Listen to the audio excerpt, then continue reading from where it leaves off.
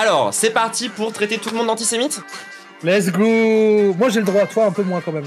Oui, c'est vrai. Et ça me fait chier de le dire parce que j'aimerais que ce soit pas le cas. Mais à des moments, j'ai quand même vraiment le sentiment qu'il y a des gens qui instrumentalisent un génocide parce que ça leur a cassé les couilles que leur patron soit fait virer à cause d'un article de Mediapart. Dès qu'il a assumé, ne serait-ce qu'à demi-mot, sa judéité, des gens ont commencé à mettre en doute son antisionisme. Et c'est là où justement ça va être touchy les gens parce qu'on va être obligé d'aborder la question de l'antisémitisme à gauche sans être des énormes racistes.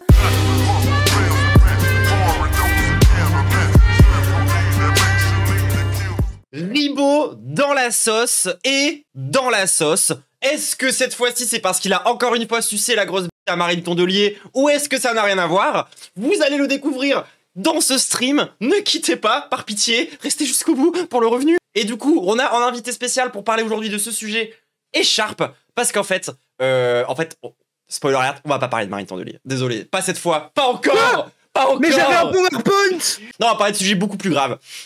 Parce qu'en fait, on va parler de génocide, on va parler de sionisme, et on va devoir aborder la question en essayant d'être le plus chill possible de l'antisémitisme. Donc tout le monde, là on part sur un stream pincette de type, vous voyez, imaginez vraiment un champ intégralement rempli d'œufs sur lequel on va devoir marcher et le traverser en intégralité pendant les 2 prochaines heures.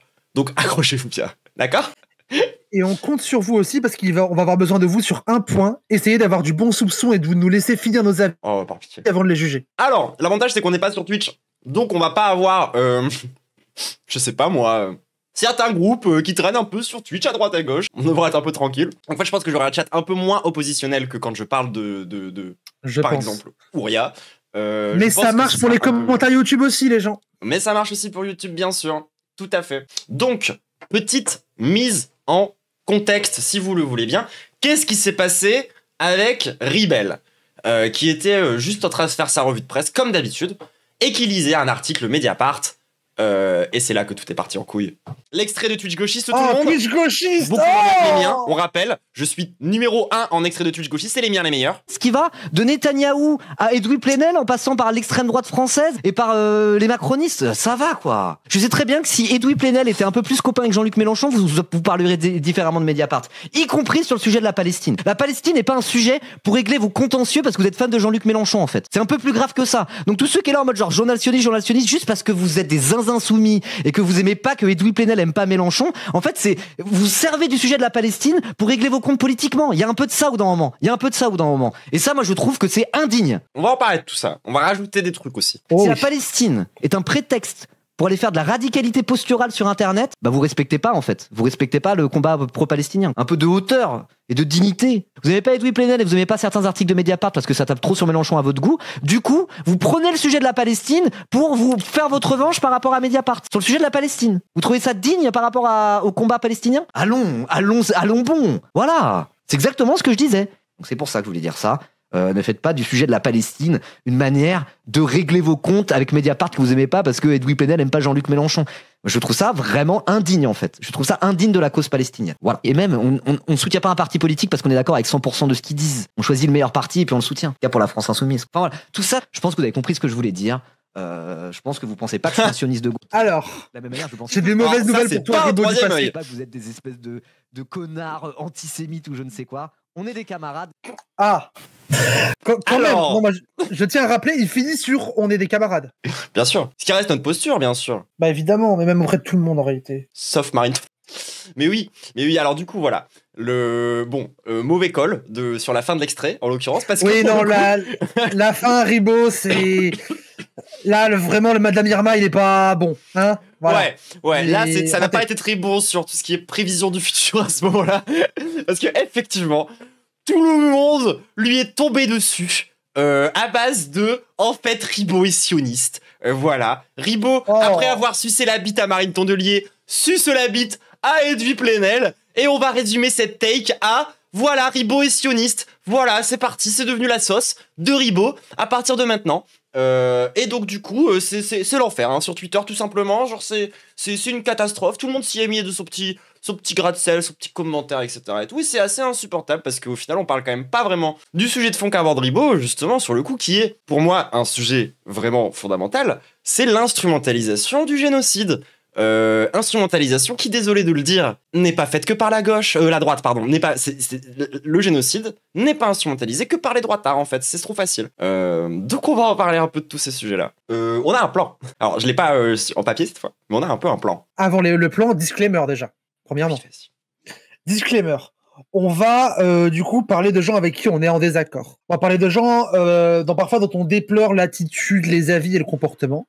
Ça ne veut pas dire que c'est des gens qu'on n'aime pas. Pour la plupart, ce sont des gens qu'on regarde, dont on apprécie le contenu, et par pitié, que ce soit vous le chat, que ce soit vous les commentaires YouTube, que ce soit vous les gens dont on parle si vous nous regardez, et je pense que certains nous regarderont, par pitié, nous faisons vraiment beaucoup d'efforts aujourd'hui pour ne pas transformer ça en un clash interpersonnel.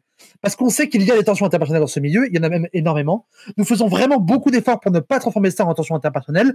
Par pitié, faites les mêmes efforts que nous et ayez, et ça va revenir souvent, ayez un peu de bons soupçons envers ce qu'on va dire et envers ce qu'on veut faire, s'il vous plaît. Première chose. Deuxième disclaimer, ce qu'on dit là, on le dit parce qu'on le pense. On n'est pas là pour parler et pour lire un texte que Ribot nous a envoyé. Ce n'est pas Exactement. le cas. Ah, pas du tout. Ribot était même un peu contre au début qu'on fasse ça. Exactement. On en a parlé, il a fini par nous dire, bon, il nous a pas dit, faites-le, il a dit, vous faites ce que vous voulez. Moi, je prends ça pour un... Moi, je prends ça pour un oui. Que vous voulez. Let's go. Mais non, les gens, ce n'est pas un drama. On va essayer de...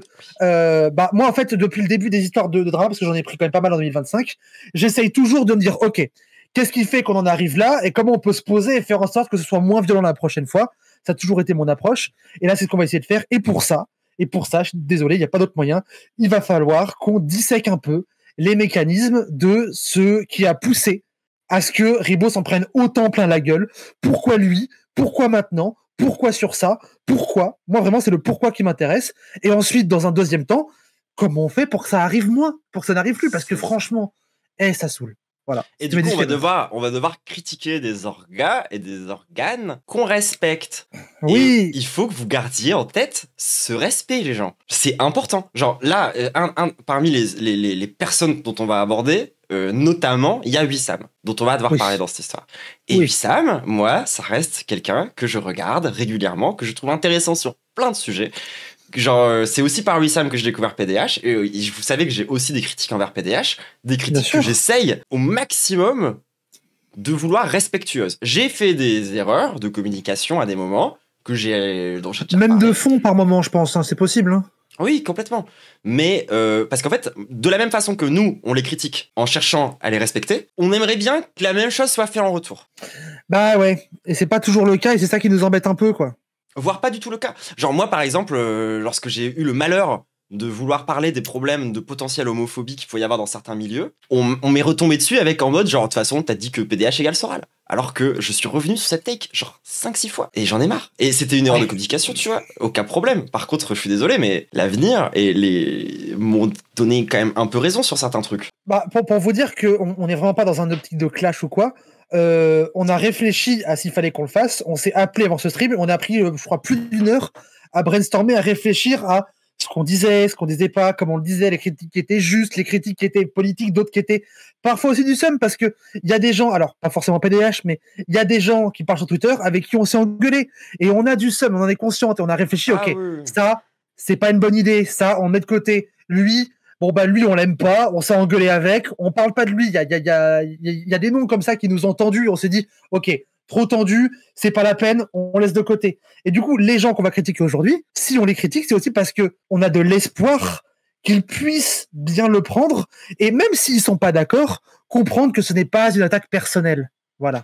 De la même façon que nous, on essaye de recevoir aussi des critiques comme ça, même si c'est pas toujours évident, parce que les gens il y en a très vite dans l'interpersonnel. Il y en a quand même. Bien sûr. Mais le pire, c'est que parfois, moi, genre, j'essaye même de décortiquer la critique, qui est une critique très personnelle sur moi, pour essayer de voir c'est quoi le fond politique de ce qui va pas, tu vois. Genre, par exemple, il y a quelqu'un qui à un moment donné me prenait la tête parce que j'utilisais le mot white femme. Et en vrai, je comprends. Genre, c'est mieux de dire lip femme, ça correspond mieux à ce que je raconte, ça correspond mieux à ce genre de truc et tout, tu vois. Et sur le coup, genre, je me suis fait insulter. Est-ce que ça vaut vraiment le coup de m'insulter? Mais c'est pas grave. Bref, tout ça pour dire, voilà, c'est les disclaimers. Ah oui, non, un dernier truc, petit message, si jamais, je doute que ça arrive, mais si jamais quelqu'un veut réacter à ce qu'on dit, je vous interdis de skipper le passage, on prenait pas ça au début, ce serait extrêmement malhonnête et ça décriminerait tous vos propos. Ah, complètement. Voilà. Si jamais quelqu'un réacte à ça, vous laissez le partage où on prend les pincettes et on essaie d'apaiser les choses. Si vous le faites pas, c'est que c'est vous qui êtes dans une volonté manifeste d'envenimer. Oui, et utilisez pas les trucs qu'on raconte pour aller faire des threads Twitter et casser les couilles et faire gonfler la machine. Hein. Franchement, genre, c'est pas le projet. Hein. Non, parce que on veut aussi essayer de se regarder nombril et dire que les comportements, les structures, etc., nous affectent nous aussi, que nous aussi des fois on est des merdes. Moi, j'ai des trucs en privé, j'essaie de dire des trucs qu'en privé maintenant, sur des gens où j'ai pas été juste. Et tant que c'est en privé, c'est pas grave, mais faut essayer de doser un peu aussi. Et puis surtout, bon, voilà.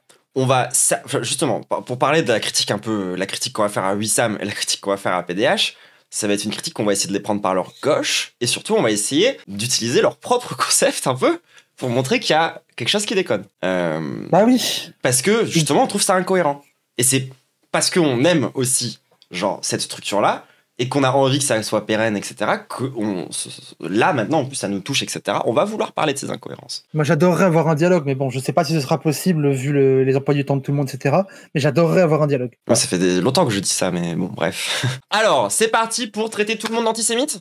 Let's go. Moi, j'ai le droit, toi, un peu moins, quand même. Oui, c'est vrai. Alors... On va prendre notre temps, quand même. Oui, bien sûr. D'abord, je pense que c'est bien de parler de ce dont Ribot parle dans cet extrait dans un premier temps, à savoir ce truc d'instrumentalisation du génocide. Est-ce qu'avant ça, je peux rappeler peut-être un peu la temporalité ? Vas-y, fonce. On est sur donc Ribot qui dit ça sur un de ses lives, le chat qui râle un peu, mais dans l'ensemble, la majorité comprend. Ça passe tout à fait inaperçu.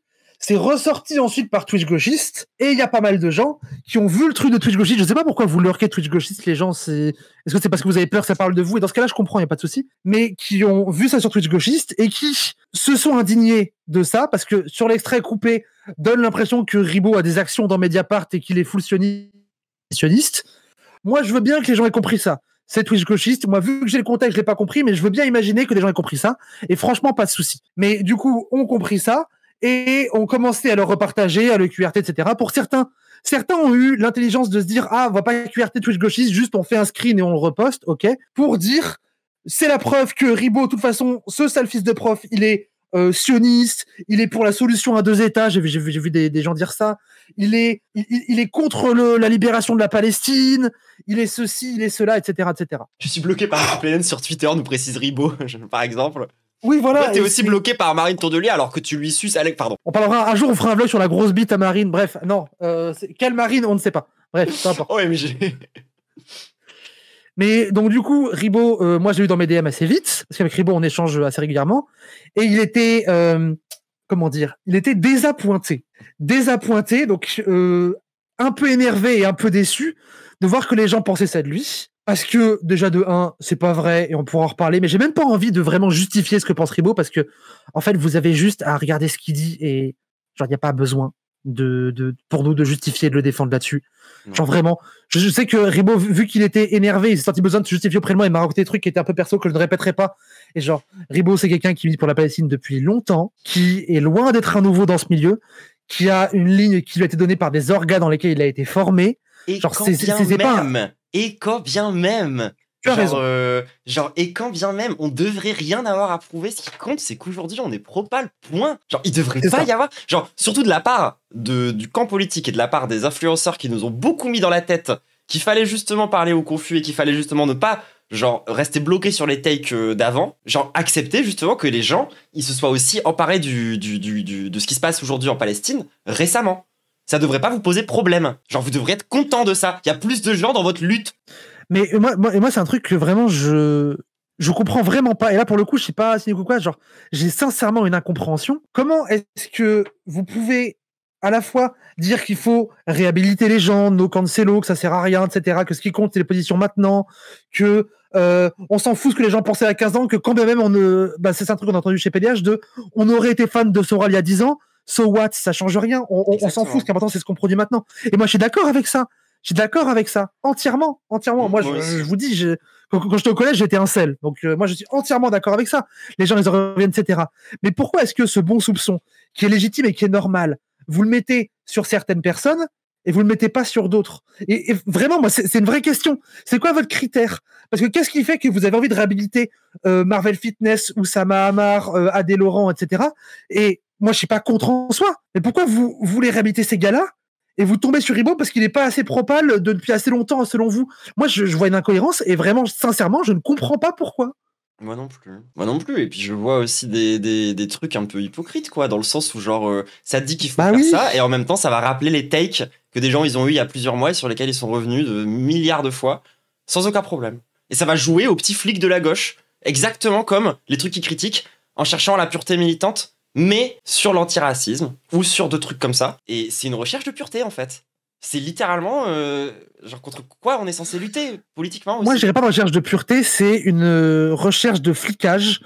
Parce que moi, je reviens toujours au même truc, c'est l'impuissance politique. Et j'ai l'impression de voir beaucoup, parce que j'en suis pris quand même pas mal dans la gueule des trucs de mon propre camp, j'ai l'impression de voir beaucoup des gens qui n'arrivent pas à attaquer la droite, n'arrivent pas à attaquer nos vrais ennemis politiques.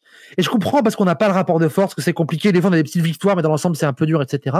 Ouais, des fois on se fait ban un mois de Twitch aussi. Voilà, par exemple. Et qui du coup, vu qu'ils n'arrivent pas à attaquer la droite, ils se disent consciemment ou non, bon, ok, j'ai pas réussi à taper un facho.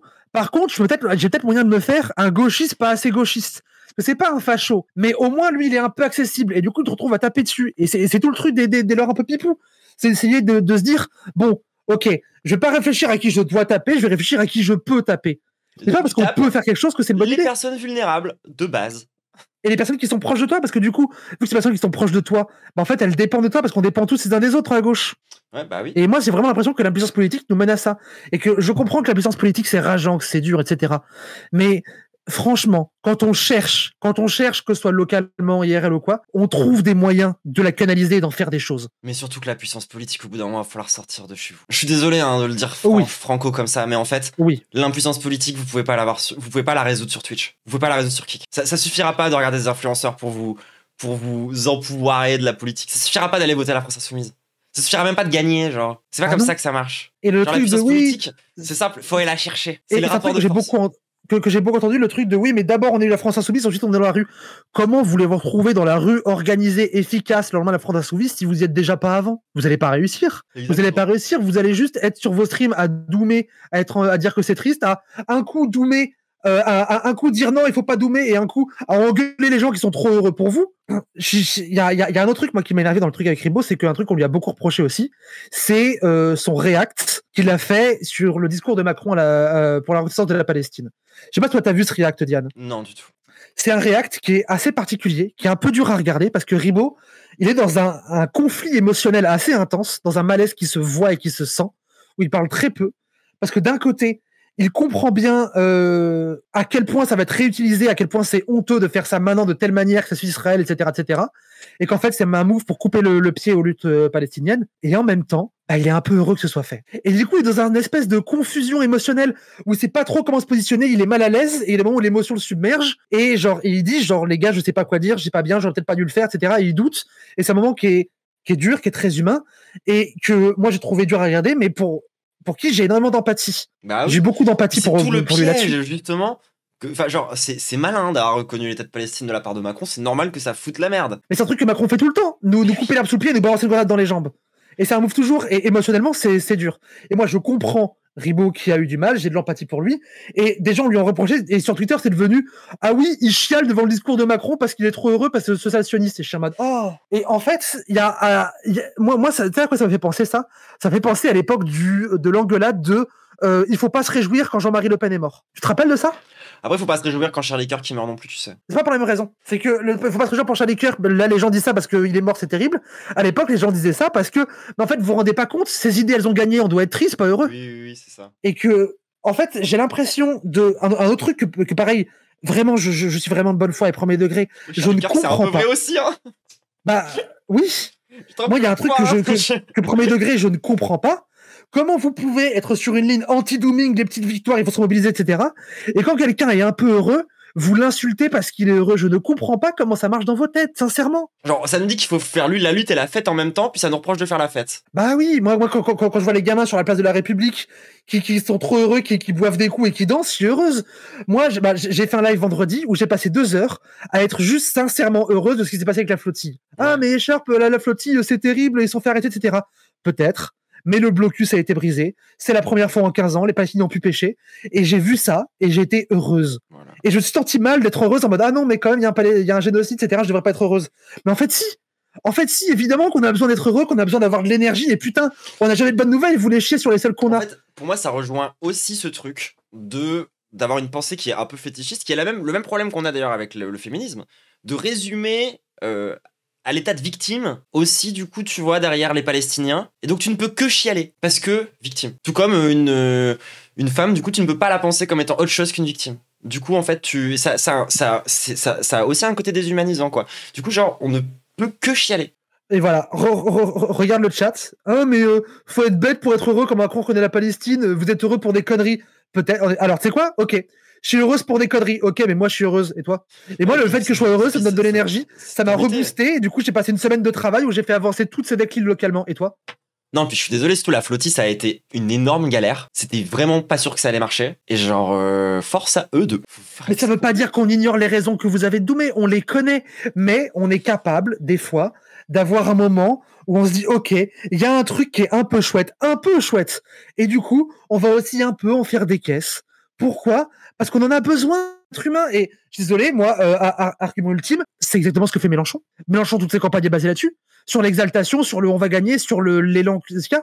Et du coup, si vous me cancellez là-dessus, bah en fait, c'est juste vous arrêtez de voter Mélenchon. C'est littéralement ce qu'il fait. Il parle de spiritualité, il fait des envois lyriques, c'est pour ça qu'il le fait. Oui, et puis nous aussi, il faut qu'on soit un peu moins doomer parce qu'on est censé pouvoir proposer un futur enviable aux gens. Parce que si on leur propose pas une vision du futur dont ils ont envie qu'elle advienne, comment est-ce qu'on fait pour politiser une lutte? Comment est-ce qu'on fait pour créer une lutte cohérente qui va dans un sens et qui est pas juste une lutte qui est en réaction, genre? Hier, j'étais à la manif pour la Palestine à Lille avec Tzedek Lille, que dans vrai, j'ai très impliqué localement. Et mettez-vous en tête, imaginez, parce qu'il y a des gens qui sortent pas de chez eux, imaginez, vous vous lever le matin, pour préparer des trucs, préparer des banderoles, des drapeaux, etc., sans savoir si vous allez rentrer chez vous caillassé ou en guerre, vous y allez. Il n'y a pas assez de monde par rapport à ce que vous voulez. En vrai, il y avait du monde, ça va, on était 500. Et du coup, vous défilez pendant 3 heures sous la pluie, dans une tempête de vent, où vous grelottez, vous n'êtes pas bien. Quand vous arrivez au moment des prises de parole, tout le monde a envie de rentrer chez lui, il reste par politesse. Et là, vous leur dites, non, mais en fait, c'est déjà perdu. En fait, ils reviennent pas. Vous n'avez aucune réflexion sur la gestion d'un collectif. Et je suis désolé, moi, je suis contente que de temps en temps, il y a des gens qui fassent des trucs un peu feel good, un peu heureux, qui puissent remobiliser les gens et leur dire ok, on a eu des petites victoires, on peut gagner, on va gagner, on y retourne, on y va. Et si vous militez un peu sur le terrain, vous remarquez que les prises de parole en fin de manif, ce n'est que ça. C'est que la lutte continue, c'est que on les fait trembler, c'est de la mobilisation. Et si Ribot, il était un peu heureux devant ça, et ben je suis heureuse pour lui et c'est tout. C'est ça. Et je vois quelqu'un dans le chat qui dit le dooming c'est révolutionnaire. Je suis tellement pas d'accord. Le dooming, pour moi, se caractérise par le désespoir. Donc peut-être que ça peut être la manne d'origine qui va te politiser. Mais il faut que tu trouves autre chose que le dooming si tu veux transformer la société. Genre, moi, je suis quelqu'un qui est déjà critiqué beaucoup tous les trucs autour de la critique, de la raison, je sais pas quoi. Enfin, vous savez, genre la négativité, je sais pas quoi et tout. Je suis pas dans ce mood-là, moi. Genre, moi, je pense que ça. Moi, je suis encore moins dans la raison. Moi, je suis une exalté mystique. Oui, voilà. Pour moi, si t'as pas ce truc, genre, je suis désolé, mais prenons les révolutions que vous aimez bien. La révolution russe. Ils étaient contents quand ils ont pris le pouvoir. Ils avaient de l'espoir quand ils ont lutté. Genre, quand ils ont commencé à mettre en place les premiers trucs vraiment communs de communisme, c'était parce qu'ils en avaient envie. C'est parce qu'ils avaient une vision du monde à faire advenir. C'est pas parce qu'ils étaient en mode le monde est horrible, le monde est un enfer duquel on ne sortira jamais. Et ça, et leur idéal, il a raté, mais on s'en fout, en fait. Enfin, on s'en fout, non, c'est intéressant de savoir au niveau historique, mais c'est pas ça qui est important. L'important, c'est la dynamique. Vous allez juste scam les gens, genre Mélenchon qui fait croire que la victoire est proche. Ah ouais? Tu trouves que par exemple, à l'orga de solidarité trans, lorsqu'on permet à des meufs trans d'atteindre leur transidentité parce qu'on leur donne un accès aux soins et un accès à de l'autosupport qui fait qu'ils peuvent avoir des hormones, c'est du scam? En fait, le truc, c'est qu'il y a un truc que vous comprenez pas, c'est que une dynamique, ça se crée. Ça sort pas ex nihilo. Le fait qu'il y ait une dynamique révolutionnaire, ça se crée. Parce qu'il y a des gens qui haranguent et qui donnent aux gens envie de le faire. Réfléchissez. Genre, vous avez une vision. C'est un truc qui se prépare. Vous avez une vision des victoires de la gauche comme il se passe rien, et d'un coup ça gagne. Mais si vous avez cette vision, c'est parce que vous branlez rien, parce que vous sortez jamais de chez vous. Et des fois, il y a des choses qui se font. Et quand les choses se font, vous êtes un peu content, et encore visiblement pas. Mais si les choses se font, c'est parce qu'il y a 200 écharpes, 200 ribots, 200 Diane qui sont derrière à motiver tout le monde pour que les choses se fassent. Je suis désolé. Et moi, le dooming, alors moi, j'ai trouvé ma solution au dooming. Moi, c'est la prière. Moi, la prière pour répondre au dooming, ça marche plutôt bien. Moi, c'est la foi. Moi, j'ai foi. Chaque année, je prie pour la destruction de l'État d'Israël. Chaque année, je prie pour l'abolition du capitalisme. Chaque année, j'y crois. Chaque Rosh Hashanah, chaque Hanouka. J'y crois chaque année et j'y crois sincèrement. Du coup, je ne peux pas doomer parce que j'y crois. Vous allez me dire, ouais, mais toi, t'es dans tes trucs mystiques. Ok. Mais entre mes trucs mystiques bizarres et vous qui en mode il ne se passera jamais rien, c'est fini, il nous reste plus qu'à nous allonger et à nous laisser pourrir parce que tout est déjà fini. Franchement, qui est le plus pertinent? Je sais pas. Moi, quand ça va pas, je vais en manif. Hein. Genre, la manif, c'est le truc qui me rappelle qu'il y a un autre monde qui est possible. Genre, là, par exemple, en ce moment, moi, genre, j'ai la chance de vivre à Grenoble et du coup d'avoir un lieu qui est occupé par le mouvement social. Donc, c'est une espèce de bar qui est ouvert en permanence où il y a des activités qui se font. Bah, dès que genre, je perds un peu d'espoir ou quoi que ce soit, je vais dans des lieux où il se passe des choses concrètes et ça me redonne espoir. Je suis en mode genre, mais oui, en fait, on peut s'organiser différemment. On peut faire différemment. Et en fait, ça fonctionne. Et en fait, je veux ça dans le reste de la société.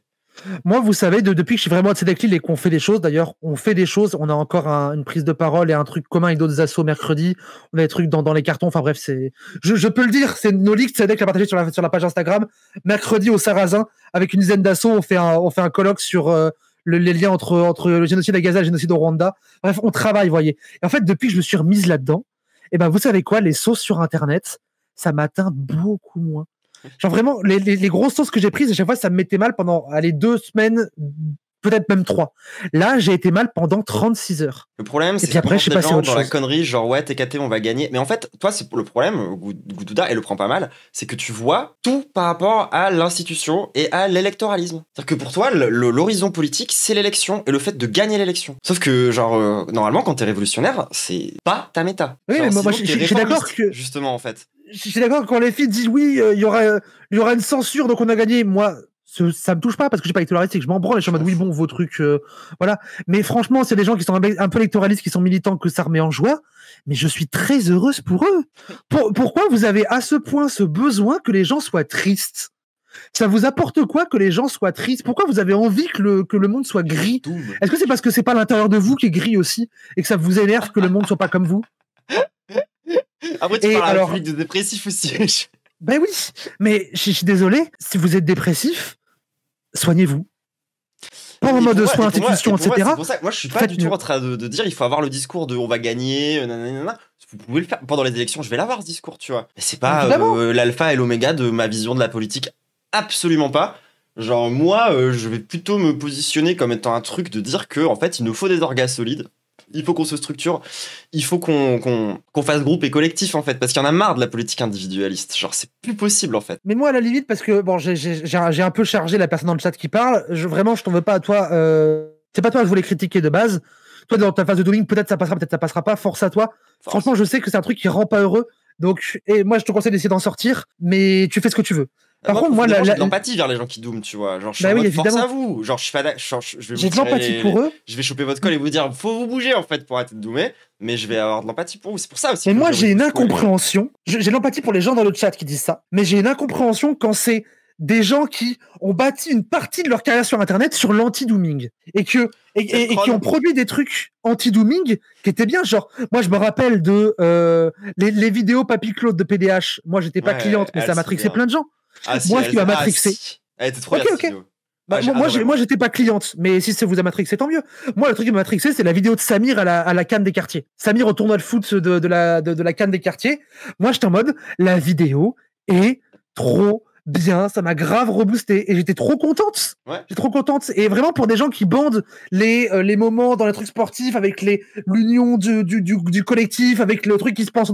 Ça, c'est le truc qui les fait bander. Pourquoi est-ce que vous êtes autant dans la hate dès qu'un gauchiste est un peu ému parce que quelque chose avance, même de manière microscopique, même si c'est réutilisé, même si c'est une mauvaise manière? Enfin, rendez-vous compte que la renaissance de la Palestine, c'est un combat des militants pro-Pal depuis des années, des décennies. Ça, vous le sauriez peut-être plus si vous étiez sur le terrain. Bon, bref, pardon, c'est pour le truc anti-dooming. Genre me faire gazer pour très peu de conséquences, ça me met mal. Après, c'est aussi parce que pour moi, il y a vraiment une espèce de truc où dans la tête des gens, militer, c'est que aller en manif ou faire de la grève. Et il y a plein de façons de militer où tu te fais pas gazer. Hein. Beaucoup de façons de militer où tu te fais pas gazer. Hein. Moi, j'ai une question pour toi. Pourquoi tu vas en manif et pourquoi tu vas en manif aux endroits où tu te fais gazer? Quelles sont les raisons qui poussent à ça? C'est pas un reproche, c'est vraiment une question sincère. Est-ce que tu y vas parce que tu te dis que c'est la bonne chose à faire sans vraiment y croire? Dans ce cas-là, oui, tu vas être déçu. Est-ce que tu y vas en disant, ok, Je sais je me connais, je sais ce qui me mobilise. Ça me mobilise. Moi, c'est mon cas, par exemple, les trucs qu'on se fait gazer, moi, ça me mobilise parce que ça me met en rage et que la rage me garde mobilisé. Du coup, quand j'y vais, moi, ça me fait pas doumer. Au contraire, je suis reparti pour un tour. Non, mais c'est ça. Puis ça met en colère aussi quand tu te fais gazer. Moi, je sais que les fois où je me suis fait gazer, j'ai fait juste envie d'y retourner, genre.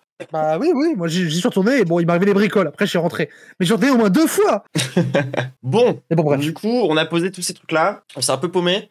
Est-ce que ça te dit on recadre un petit peu sur notre petit Oui, bien plan sûr, vas-y. Mais du coup, ça te va où on aborde le cœur du sujet, le cœur de la critique? Alors, les cœurs de la critique, les gens. Il y a plusieurs... En vrai, il y a plusieurs angles autour de cette histoire. On va les faire un par un. Bah, prends le premier, moi après j'insisterai sur le troisième. Yes. Alors moi, genre, c'est surtout sur en fait, c'est la take de Ribot, je trouve, qui a pas été entendue. Genre, sur ce truc d'instrumentalisation du génocide. Moi, je l'ai déjà dit avant dans le stream et je tiens à le répéter encore maintenant. L'instrumentalisation qui est faite du génocide à Gaza, c'est pas un truc de droite. Quand le génocide, il est instrumentalisé par les droitards pour tenter de faire passer la France insoumise pour des antisémites, c'est une instrumentalisation qui est dégueulasse. Mais l'instrumentalisation, elle est possible dans l'autre sens aussi, les gens. Hein. Faut pas être dupe. Genre, il y a vraiment ce truc au bout d'un moment, genre, vous pouvez tout à fait instrumentaliser le génocide pour cancel quelqu'un parce qu'il est pas assez propal. Par exemple. Ça reste une façon d'instrumentaliser. Et moi, je rejoins beaucoup Ribot lorsqu'il nous dit que, en fait, c'est pas digne de ce qui se passe là-bas d'utiliser le génocide pour résoudre ses affaires perso. Et alors je trouve que Ribot, il a été un peu soft parce qu'il a décidé de dire on va attaquer sur l'angle par rapport à Mélenchon. Oui. Mais il y a d'autres trucs. Enfin, il y a d'autres bails qui datent d'avant dont il va falloir parler, notamment sur du coup de qui est venu le harcèlement aussi et d'où t'es parti toutes ces sauces-là. À votre avis, les gens, les tensions entre Mediapart et Zawa PDH, elles viennent d'où? Est-ce que c'est qu'un problème de ligne politique? Vraiment? C'est un moment. Genre, je suis désolé, mais moi, c'est un truc, et ça me fait chier de le dire parce que j'aimerais que ce soit pas le cas, mais à des moments, j'ai quand même vraiment le sentiment qu'il y a des gens qui instrumentalisent un génocide parce que ça leur a cassé les couilles que leur patron soit fait virer à cause d'un article de Mediapart. Et ça m'emmerde. Parce qu'au bout et nous, on n'était pas pour qu'il se fasse virer. Hein. Et moi, j'ai beaucoup fait avec Mediapart. Moi, je trouve que Mediapart, il est voyeuriste, il est odieux. Moi, je dis, on est d'accord avec je me suis engueulé avec les journalistes de Mediapart. Enfin, moi, rappelez-vous, j'ai été cité dedans. Cité, pas cité, mais j'ai pris cher à cause de ça. Il y a une journaliste de Mediapart, on s'est appelé, je lui ai crié dessus au téléphone. Enfin, genre vraiment, j'ai pas pote avec eux. Hein. Ah non. J'ai pas pote avec eux. Pas croire. Mais de s'organiser et de faire, genre, des mois de propagande pour cracher sur Edoui Plenel, parce que du coup, ce serait ça la lutte pro-palestinienne, et du coup, d'ignorer la moitié des sujets qu'il faudrait aborder, parce que t'es trop concentré à taper sur Edoui Plenel, c'est peut-être un peu un problème aussi, tu vois. Y compris au-delà du côté moral de cette question, de est-ce que c'est digne par rapport... Mais au-delà de ça, genre, d'un strict point de vue de l'efficacité politique, c'est vrai que c'est un sioniste, Edoui Plenel. Mais on l'a compris maintenant, hein. Genre, continuer à lui frapper dessus, quel intérêt politique ça a, à part résoudre des trucs perso, quoi. Je suis désolé. Genre. Moi, je trouve ça pas normal que vous tapiez en moyenne 5 fois plus, et oui, j'ai compté, sur Edoui Plenel que sur Raphaël Enthoven. Par exemple. Genre vraiment. Parce que j'ai compté pendant que tu faisais ton live. Cette espèce de focus absolu qui est fait sur Mediapart, ça se voit que c'est pas naturel. Que c'est pas... Enfin, si vraiment, genre, l'objectif, c'est de parler de Gaza, et l'objectif, c'est de parler de ce qui se passe en Palestine, ton angle, ça ne doit pas être, à chaque fois, de dire du mal d'Edoui Plenel, en fait. C'est pas possible. Genre, faut stopper avec ça, genre. En plus, le problème, c'est que si vous aviez vu la vidéo de Ribot en question, le stream sur lequel il était... Parce que moi, alors, je suis pas passé à ce moment-là, mais je suis passé un peu après, parce que Ribot, en plus, les reproches qu'il a fait sur le chat, il l'a fait plusieurs fois. L'article en question... C'est un article, justement, qui est un article critique de la solution à 2 États, critique de la position sioniste habituelle. Et je suis désolé, quand vous avez 2 neurones et que vous savez comment marche l'éducation et les trucs comme ça, quand quelqu'un qui est d'habitude pas trop dans votre camp fait un move vers vous, renforcement positif, vous le félicitez. Et ça, vous savez le faire parce que vous l'avez fait pour... merde, comment il s'appelle le débile là? Vous l'avez fait pour Adé Laurent, vous l'avez fait pour Oussama Hamar, vous l'avez fait pour tous ces gens-là. Normalement, vous le félicitez. En éducation canine, on appelle ça le renforcement positif. Ça sert à ça le clicker, putain. Vous auriez dû clicker train Ribot. Voilà ce que vous avez dû faire. Vous n'avez pas dû le faire des threads, vous auriez dû le clicker train. Alors, non, clicker train Mediapart, pardon. Petite balle gratos, parce que c'est bon. Balle gratos.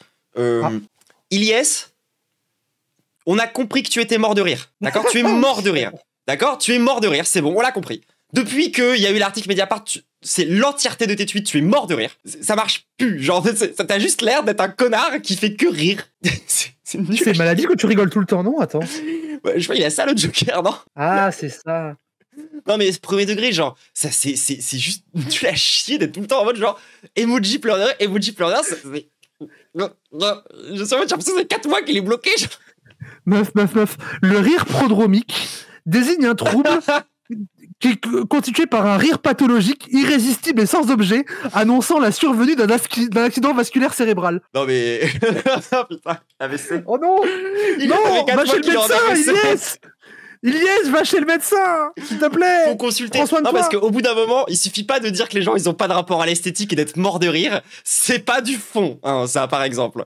Mais bref, voilà. C'était pas le gratos parce que ça fait quand même genre 4 mois que je vois des emojis pleurs de rire dans mon feed et je suis en mode, mais est-ce que il va dire autre chose? Oui. Bon, ça, après, c'est pas bien grave, c'est juste... Non, c'est vraiment une balle gratos. C'est vraiment pour me moquer gentiment et puis parce que ce truc de rapport à l'esthétique, ça m'est resté en tête. Ah, c'est suite à une lésion du tronc cérébral. T'as eu un accident récemment, Ilyes? Après, t'as un peu la ricaneuse du groupe aussi. C'est vrai. Non, c'est vrai, mais je me contente pas de faire que ça, moi. Et puis surtout, alors, vous trouvez qu'elle ricane en public? Qu'est-ce qu'elle ricane en privé, cette pute? Oh, c'est une glousseuse. C'est pas qu'elle ricane, c'est qu'elle glousse. C'est un dindon. C'est vrai. C'est réel. Enfin bon, tout ça pour dire que Ribot a été sympa quand il a dit que c'est par rapport à Mélenchon. On le sait que sur Twitch, en particulier, dans les chats Twitch, les gens qui sont venus l'attaquer aussi. Vous avez le seum contre Mediapart par rapport à l'affaire de Dany, genre arrêtez de faire genre que c'est pas le cas, tu vois. Enfin, oui, nous je aussi comprends, on a le quand il y a un seum. de vos potes qui est autant dans la sauce, je comprends. Moi, j'aurais aimé que Mediapart s'en mêle pas, j'aurais aimé que ce soit réglé plus Mais tôt. oui, mais bien sûr. Mais nous on défend la justice transformatrice, donc on trouve que c'est un échec aussi ce qui s'est passé, faut pas croire, hein. Ah oui. Ouais. Mais depuis le début, hein, et c'est un échec qui est partagé, mais où tout le monde a sa part de responsabilité, y compris vous. Oui, voilà, c'est Désolé. Faut le Y compris dire. vous, y compris nous, que moi je considère que j'en ai parlé trop tôt, trop vite et que j'aurais pas dû. Je considère que en fait, j'ai parlé très vite de justice transformatrice et de comment ça marchait. J'ai pas compris les obstacles qui allaient arriver. Et du coup, j'ai fait de la prévention sur des trucs qui ne se sont pas passés. Enfin bref, on a tous fait plein d'erreurs. Ouais. Mais il faut assumer nos erreurs collectivement et chacun son tour et pas dire c'est Mediapart, c'est des sionistes façon libérer Dany parce que Mediapart la Palestine. Non, s'il vous plaît. Non, ça marche pas comme ça. Et puis faut pas non plus arriver avec un vieux discours en mode non mais il a déjà fait son chemin. Et en fait, ce qui compte, c'est avant tout le progrès individuel de comment les gens en fait, bref. La vraie justice transformatrice, c'est les amis qu'on s'est fait en chemin. Mais de toute façon, ça, on l'a déjà dit. On l'a déjà suffisamment dit. C'est déjà suffisamment notre critique. Je pense qu'elle est suffisamment claire maintenant. Moi, j'ai pas envie de m'éterniser là-dessus. Franchement, c'est bon. Ça me fait rire. La Zawa a enlevé la bonnette de Mediapart à l'interview. Ça me fait rire. Bref, pardon. Mais ça, c'est dit parce que, en fait, moi, je suis assez mal à l'aise parce qu'en fait, c'est tellement bas comme truc que moi, je suis sûr que ça joue, mais c'est tellement bas que plus j'en parle, plus j'ai l'impression que, vas-y, moi, encore une fois, je suis une vieweuse de Wissam. Et en fait, ouais, moi, j'assume moins. Ouais, non, je suis une vieweuse de Wissam. Genre, ça me fait chier. Genre, j'aimerais bien qu'il parle correctement de ces sujets-là et qu'il arrête d'essayer de régler ses comptes, tu vois. Genre, vraiment, premier degré. Genre, en tant que vieweuse, j'ai un peu ce truc d'être en mode genre, putain, encore une vidéo d'1h30 sur Duplénal, allez, let's go. Et puis même quand c'est pas une vidéo sur Duplénal, il va quand même y avoir 40 minutes sur lui, tu vois. Et quand tu regardes pas ses VOD, tu vas sur ses streams, et c'est encore cette histoire. Et j'en ai marre. Moi, je suis la première à défendre que continuer à la Zawa si ça vous intéresse, etc. Moi, je n'y arrive plus pour une raison simple, c'est qu'il m'énerve trop. Si, j'ai essayé récemment. J'ai essayé. Ah bah, je peux raconter ça. Non, mais lui, raconte, mais on était, on a tous les deux, on s'est tous les deux pris ça dans la gueule et ça fait. J'ai essayé, il y a un moment, j'étais chez quelqu'un de proche, voilà, chez quelqu'un de cher. Et on faisait à bouffer et on s'est dit, faut qu'on mate un truc pendant qu'on bouffe. On n'avait pas grand chose sur YouTube et on s'est dit, tiens, il y a une vidéo de Zawa avec plein de gens dedans, Zawa All Star, de 1h30 qui chie sur le PS. Je suis en mode, très bien ça. Je les aime pas, mais chier sur le PS, ils sont forts quand même d'habitude. Alors ça, on sait faire. Ah bah oui, puis moi je considère qu'ils ont des comportements de boys club, bully, harceleur, tout ce que tu veux, etc. Mais du coup, quand c'est sur des gens que j'aime pas, je suis très heureuse. Donc vas-y, petite passion triste, on va les regarder chier sur le PS, etc. Je clique dessus. Ça commence par plusieurs minutes, je sais plus combien, je vais pas dire un chiffre, on va me dire que je suis pas précise, de eux qui font des blagues sur le fait que Bayrou il est gros, et en fait il a le droit parce qu'il est gros, parce qu'il a mangé toutes les sociales, et en fait c'est un bourgeois, il est gros, et ils font des imitations de gros. Et à la limite, s'il y avait eu que Raz, genre j'aurais pu dire il y a ok, tout le monde. Mais là il y a genre Cassandre et Ilyes, à savoir les deux mecs les plus cusses. Genre... Et Moufette aussi, il y a pas de raison qu'elle prenne pas la sauce. C'est comme si moi je me mettais à faire des vannes grossophobes. Moi ça m'a énervé. Oui. Et moi vraiment, j'étais en mode pif. Genre moi, j'étais avec une personne avec qui j'ai envie de parler d'autre chose que de ça, qui sur le coup, vu qu'elle est pas grosse, elle a eu un peu de mal, elle a senti qu'il y avait un truc qui allait pas, mais elle a eu besoin qu'on en parle pour que je lui explique. Et du coup, en fait, ça a niqué ma soirée, donc plus jamais je clique sur un truc de Zawa, voilà, c'est bon, j'ai le seum. Et peut-être Shin Sumard, mais je m'en fous, c'est bon au bout d'un moment, voilà. Ouais, c'est les rois des Sumard. Si Zawa me traite de Sumard, c'est le Roquefort qui dit à la pierre que la cruche à l'eau, elle me les brise. Voilà.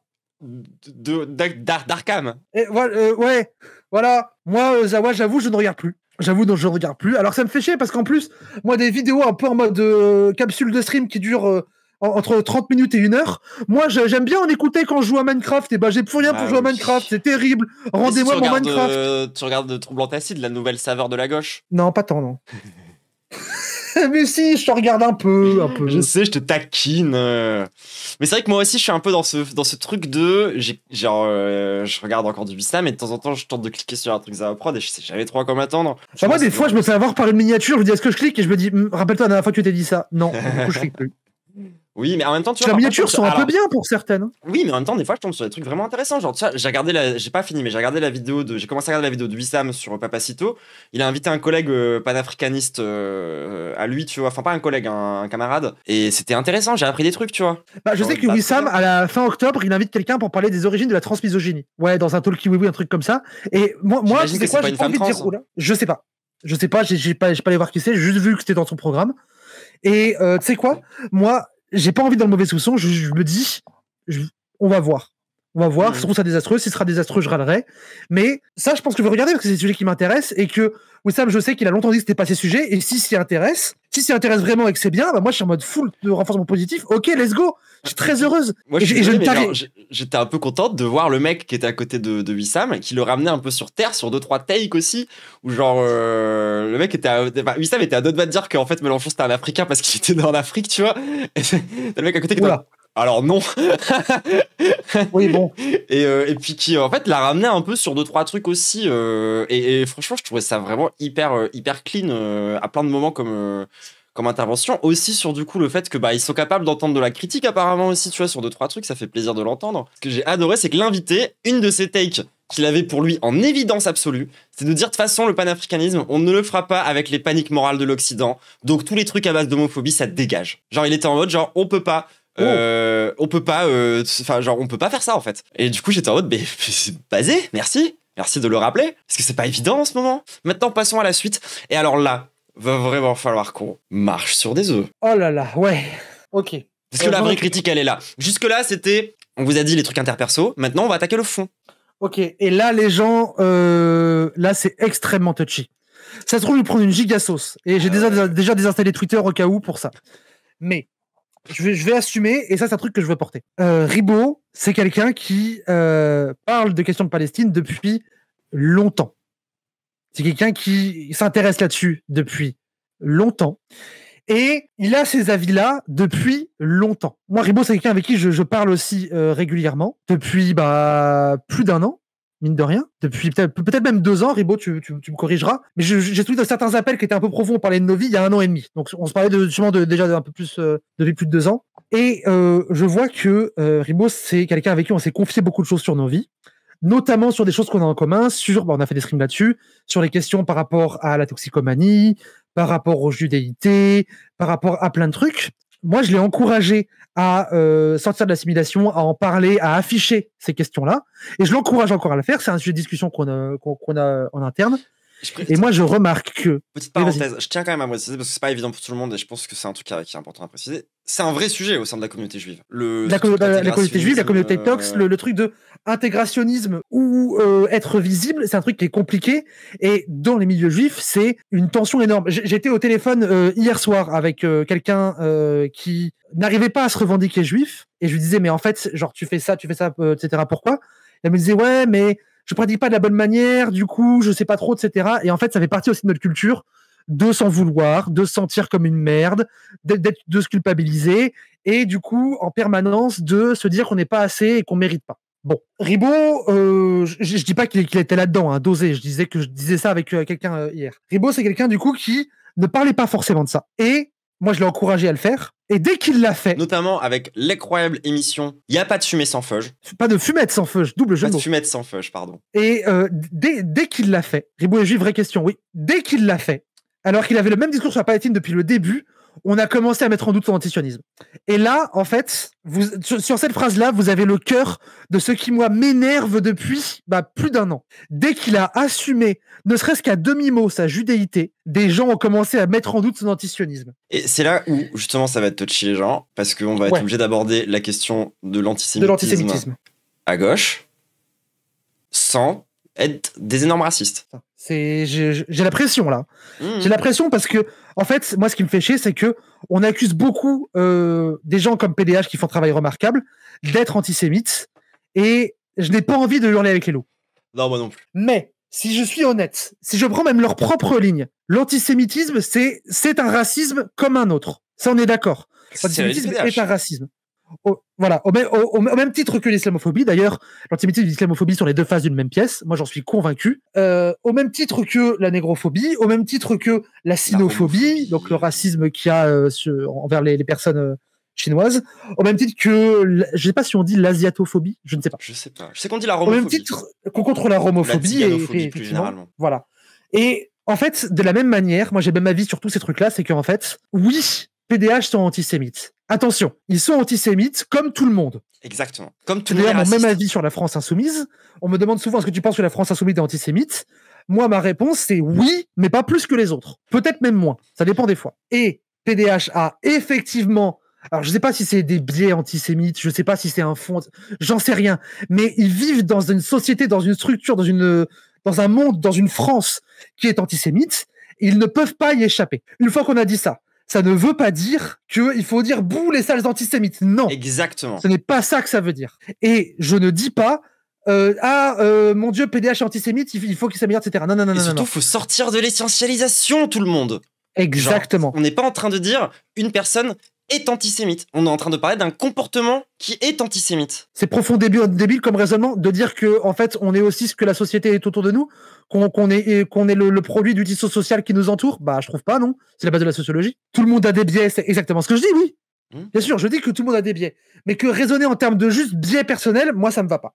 Non plus. Ce que je vois en revanche, c'est que cet antisémitisme, il se manifeste par moments, et des fois il se manifeste pas, des fois il se manifeste à différentes échelles de gravité, et que là je trouve que il a joué dans ce qui s'est passé, parce que en fait la seule chose qui a changé entre le Ribot d'il y a 2 ans et le Ribot de maintenant, c'est pas ses avis, c'est sa judéité.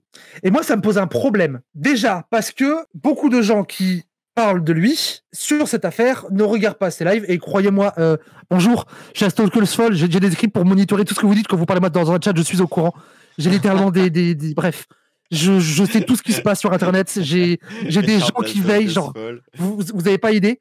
Et du coup, les gens qui ont bitché sur lui, qui ont partagé, etc., vous avez votre chaîne Twitch liée à votre Twitter, je peux voir qui vous followez, vous ne le followez pas. Et j'ai fait des stats. On est à peu près 30% des gens qui parlaient de ça, qui followaient Ribot sur Twitch. Okay. Donc vous n'êtes pas des viewers. Et c'est pas grave, tranquille. Oui, c'est pas important. Mais du coup, en fait, le truc, c'est que vous ne savez pas, et si vous ne savez pas ses opinions, pourquoi vous lui en inventez? Qu'est-ce qui, en lui, vous fait lui inventer un sionisme imaginaire? Qu'est-ce qui vous fait voir du sionisme en lui, si ce n'est sa judéité? Et alors, je t'oserais pas le dire, mais je m'en fous. Genre, c'est en vrai, genre, 5 minutes, les gens, c'est tellement antisémite de partir du principe que parce que quelqu'un est juif, il va pas vous dire la vérité et il va cacher des trucs pour tenter en fait d'avoir un putain de planning politique ou un truc politique caché qui va pas vous révéler. J'ai besoin de dire à quel point c'est antisémite. Moi, je peux vous raconter un truc. La première fois que c'est arrivé à Ribot, que y a des gens qui lui ont fait ce coup-là, de dire qu'il était pas solide sur la Palestine, etc. Et ça venait pas de PDH même. Ce coup-là, c'était pas ça. Ça venait de gens débiles qui gravitent autour et que même PDH trouve con. Mais en fait, Ribot, il s'est sorti mal. On s'est appelé, on en a parlé. Et je lui ai dit, en fait, frérot, c'est normal. Qu'est-ce qui t'arrive là? Pourquoi tu te sens mal? T'es en train d'expérimenter une toute petite forme de racialisation. C'est sans commune mesure avec ce que vit un mec de cité musulman en France. Ah, bien je suis entièrement d'accord. C'est sans commune mesure avec ce que vit PDH en quotidien. Je suis entièrement d'accord. Mais c'est une petite forme de racialisation. Racialisation juive. Je suis désolé, mais genre, on reprend littéralement le discours de PDH en expliquant que, en fait, genre, tout le monde a un potentiel antisémite parce que la société est antisémite, c'est pas les individus qui le sont. Donc on est censé pouvoir dire quand quelque chose est antisémite sans pour autant, genre, de façon définitive, condamner un individu à être défini comme étant antisémite. Pas du tout. Genre, c'est vraiment pas notre discours et certainement pas les espèces de vieux relents bizarres qui tentent de faire croire qu'on est en train de dire ouh, en fait, c'est les Arabes qui sont antisémites. C'est pas du tout le discours. Vraiment. Non, genre, parce que le truc, c'est que dans les gens qui ont dit ça, de jeu, il n'y a pas que des Arabes, il n'y a pas que PDH, Ribot s'est pris ça de la part de plein d'autres personnes. Certainement pas, non. Et que aussi, tu sais quoi, il y a tous les bandeurs d'antiracisme qui sont des petits blancs culpabilisés, qui vont faire des caisses. Arrêtez, PDH, c'est pas que des Arabes, arrêtez, faites pas semblant. Il y a des gens qui sont trop sur Twitter, il y a des gens qui adorent pouvoir traiter les autres de sales blancs alors qu'ils sont bien face de craie derrière leur PC. Enfin, au bout d'un moment, voilà, c'est pas les Arabes, non, c'est faux, c'est des prouveurs. C'est des prouveurs. Quand on est juif antisioniste, on est souvent un peu seul. Moi, je sais que des juifs antisionistes, j'en croise beaucoup. Bah, vous savez, chez Tzedek, je suis dans d'autres organisations aussi dont j'ai pas la liberté de dire le nom. Localement, j'ai créé moi-même un groupe de juifs j'allais dire juives et juifs, non, juives pour le coup, queer antisionistes, avec qui je fais Rosh Hashanah, avec qui je fais Pessah, avec qui je fais Kippour, avec qui je fais Hanouka. J'ai recréé mon groupe parce que je suis en rupture familiale et en rupture aussi avec ma synagogue à cause de ça. Et que justement, je me sentais seul. Et quand je parle aux juifs antisionistes, très souvent, la plupart, ceux qui sont pas encadrés dans les grosses orgas que sont Tzedek, JFP, etc., la plupart, le mot qui revient tout le temps, c'est la solitude. Et que la souffrance d'un juif antisioniste en France, c'est ça. C'est que moi, je connais des gens, je dirais pas qui c'est, évidemment, de toute façon, la plupart, vous les connaissez pas, je connais des gens qui se sont fâchés avec leur famille, qui ont été mis à la porte de chez eux parce qu'ils ne soutenaient pas Israël. Quand ces gens, vous allez leur dire « Ah, toi, t'es sûrement sioniste », imaginez ce que ça leur fait, il y a un peu d'empathie pour eux. Je ne parle même pas de gens qui sont des anciens sionistes. Comme quelqu'un qui disait dans le chat, à juste titre, c'est comme quand un petit blanc bourgeois te traite, toi, Algérien, de petit blanc bourgeois, parce que tu critiques PDH, bah, c'est typiquement ce genre de d'Ouroboros, là, où il y en a marre. Ça c'est... Les blancs qui traitent d'autres blancs de sales blancs, ça c'est spécialité de certains de nos milieux. Alors quand ils font ça, en plus, il y a des gens qui sont pas blancs, c'est... je me rappelle j'étais tombé sur blanc qui était allé embrouiller une meuf rebeu parce qu'elle portait pas le voile et que du coup elle s'était blanchie. Non mais bon, après ça c'est les... En citant du Boutelja, j'étais en mode ah ouais, la violence. Mais après les gens font n'importe quoi aussi, genre... Ouais. Enfin, c'est pas pour dire, mais genre, faut vraiment rien avoir compris au discours, quoi. Enfin, t'avais juste besoin d'une excuse pour casser les couilles à une meuf, quoi. Bah oui, mais... Non, mais littéralement, quoi. Genre, ça n'a rien à voir avec le discours d'Ouria, ça n'a rien à voir avec le discours de personne, c'est juste que ce mec avait besoin de ça. Par contre, le fait qu'il puisse l'utiliser, ça fait chier. Mais du coup, là pour Ribot, Ribot, là, il a pris quelques jours parce qu'il avait des trucs à voir de son côté avec des potes, pas de souci. Mais ça l'a fait vriller. Parce qu'en fait, nous, quand on est des juifs antisionistes, et surtout quand on est des juifs antisionistes isolés, et j'en ai parlé à Ribot, je lui ai dit, moi je pense qu'il faut pas que tu restes isolé, c'est une erreur, on est toujours plus efficace à plusieurs. Quand on est juif isolé, ça c'est extrêmement douloureux parce qu'en fait, c'est nier tout ce pourquoi on se bat. Parce que, honnêtement, moi, je veux bien que les gens soient en mode ouais, on va pas pleurer sur les juifs blancs juste parce qu'ils sont antisionistes, c'est la moindre des choses. Les arabes antisionistes, eux, ils se font taper dessus, ils peuvent aller en prison, donc on va pas pleurer pour vous. Ok. Mais quand vous avez un mec en face qui souffre, il faut avoir un peu plus d'humanité que ça. Par exemple, moi, dans mes réseaux, ce n'est pas à Tzedek, je dis pour éviter des problèmes à Tzedek, ce n'est pas à Tzedek. Moi, dans mes réseaux, on a récupéré un mec qui était en Israël, qui a fait service militaire, qui a tué des gens en Palestine, parce qu'on l'a forcé à faire ça, qui a vrillé, qui est devenu antisioniste vénère, qui est venu vivre en France, et qui est ravagé par la vie. Et on récupère ce mec-là, dans certains de mes milieux juifs. Vous allez me dire, ouais, on va pas pleurer pour lui, parce qu'il a participé au génocide. Ouais, ok, je veux bien. N'empêche que ce mec-là, c'est aussi une victime alors, une victime bien moindre, hein, je suis d'accord, mais c'est aussi une victime de ce que fait l'entité sioniste, et ça, c'est pas moi qui le dis. C'est pas Diane non plus. Vous savez qui c'est qui dit ça? C'est Frantz Fanon. C'est Frantz Fanon qui dit ça. Qui dit que la violence coloniale, elle se retourne aussi contre le colon, qu'elle le déshumanise et qu'elle le tue à petit feu. Enfin, nous, on en a même déjà parlé d'à quel point la colonisation, ça désacralisait, ça détruisait aussi la spiritualité. C'est une dimension sur des dizaines d'autres. Et pourquoi je dis ça? Pourquoi je dis ça? C'est parce que si Frantz Fanon a réussi à comprendre la violence que subissaient les colons de la colonisation, vous pouvez comprendre que subit un juif de gauche antisioniste. Vous en êtes capable. Non, puis même, vous en êtes capable. C'est pas une question d'empathie aussi. Moi, au bout d'un moment, genre, on demande pas à tout le monde de chialer pour tout le monde. C'est pas la question. Genre, vraiment pas. Oh, moi, je le demande un peu, ça ferait du bien à beaucoup de gens s'ils avaient un peu plus d'empathie. Oui, bien sûr. Un peu plus d'humanité. mais ça viendra aussi de camaraderie concrète. Moi, par exemple, la lutte trans à Grenoble, historiquement, de fait, a évolué assez proche de la lutte pro-palestinienne. Et donc, du coup, au fait, on a tout de suite fait des alliances. Et maintenant, quand on fait un cortège en manif, on est ensemble. Genre, tu sais, il y a des trucs... Nous, ici à Lille, c'est pas le cas. Parce que, désolé, alors du coup, le milieu antisioniste, il est parfois un peu transphobe. Le milieu trans, il est parfois un peu antisémite, voire même parfois un peu sioniste. On travaille. Et que quand il y en a un des deux qui déconne un peu, le truc, c'est pas de l'afficher sur Twitter en l'insultant. Le truc, c'est d'aller lui envoyer un message en mode ah, pourquoi t'as dit ça, et d'essayer de travailler. Nous, on pour essaie de faire résoudre avancer des le problèmes, monde. en fait. La différence, c'est qu'on essaie pas de mettre sous le tapis, genre on est en mode oui, bon, il y a des problèmes. Faut les résoudre, du coup. Faut pas rester bloqué. Il y a pas longtemps, j'ai eu un problème avec quelqu'un qui avait dit des trucs qui étaient genre un peu dog whistle, pas bien sur des sujets, et que des gens commençaient à s'énerver contre la personne. Bah, ce qu'on a fait, on l'a appelé, on lui a dit hey, t'as dit ça? Elle a dit oui. On lui a dit tu savais que ça voulait dire ça? Elle a dit non.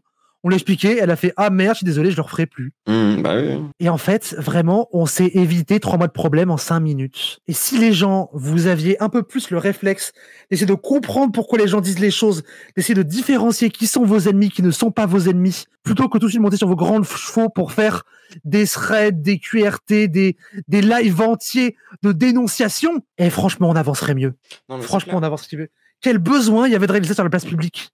Non, mais c'est ça. Et puis, c'est aussi ce besoin d'avoir toutes les histoires qui soient forcément absolument publiques avec une transparence totale et absolue sur toutes les... C'est pas comme ça que ça marche. C'est jamais comme ça que ça a marché. Et puis moi, enfin, ce que je voulais dire par rapport aussi à ce truc d'empathie, tu vois, c'est qu'en fait, la lutte politique, ça doit pas être un truc d'empathie.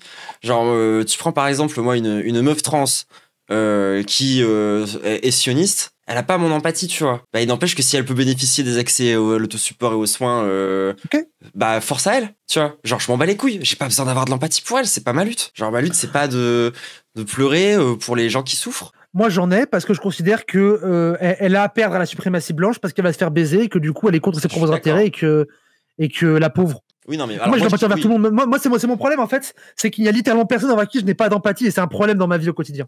Un peu un PB, ouais. Mais bon, j'entends. Et quand vous m'entendez parler, les gens répondez honnêtement, trouvez que j'ai un discours sioniste. Si c'est vrai, dites-le moi. Parce que j'ai l'impression que, franchement, moi, mon travail, il parle pour moi. Genre vraiment, en termes d'antisionisme juif, j'ai quand même bossé. Enfin, vous pouvez pas dire que j'y connais rien d'antisionisme juif, s'il vous plaît. Ouais, vous savez qui je suis, vous savez ce que je fais. Littéralement, pour parler de ça. L'écriture est à 30%. Ça y est, j'ai réussi à bien m'y mettre. Mais, enfin, genre, faut pas me faire ce reproche-là. Enfin, genre, mais pourquoi vous faites ce reproche-là à Ribot et pas à moi, sachant que Ribot et moi, nous avons la même ligne. Et que moi, ça me saoule que la raison pour laquelle on ne fait pas ce reproche, c'est parce que j'ai montré patte blanche. Parce que j'ai travaillé dessus, parce que ça a défini l'entièreté de ma présence en ligne. Ma judéité et mon antisionisme. Mais est-ce qu'il y a vraiment besoin que chaque juif consacre l'entièreté de son existence à montrer patte blanche pour que vous ayez un bon soupçon? De la même façon, est-ce qu'il faut que tous les Arabes consacrent l'entièreté de leur existence au féminisme pour montrer qu'ils sont pas sexistes? Tu sais, genre, en fait, c'est les mêmes problèmes. C'est vraiment le même genre de dynamique de dire à une minorité de prouver plus que les autres parce que soupçon. Mais et Ribot, il faut qu'il fasse quoi pour prouver qu'il est passionniste? Il faut qu'il soit porte-parole de Tzedek? Il a peut-être pas envie, il a peut-être envie de faire d'autres choses, il a le droit en fait. Et vraiment, il y a un mec qui fait des revues de presse, tu vois, genre. C'est comme moi, voilà. Je suis trans, j'ai pas spécialement envie de parler de transidentité tous les jours. Hein. Bah non, moi non plus, je le fais très peu d'ailleurs.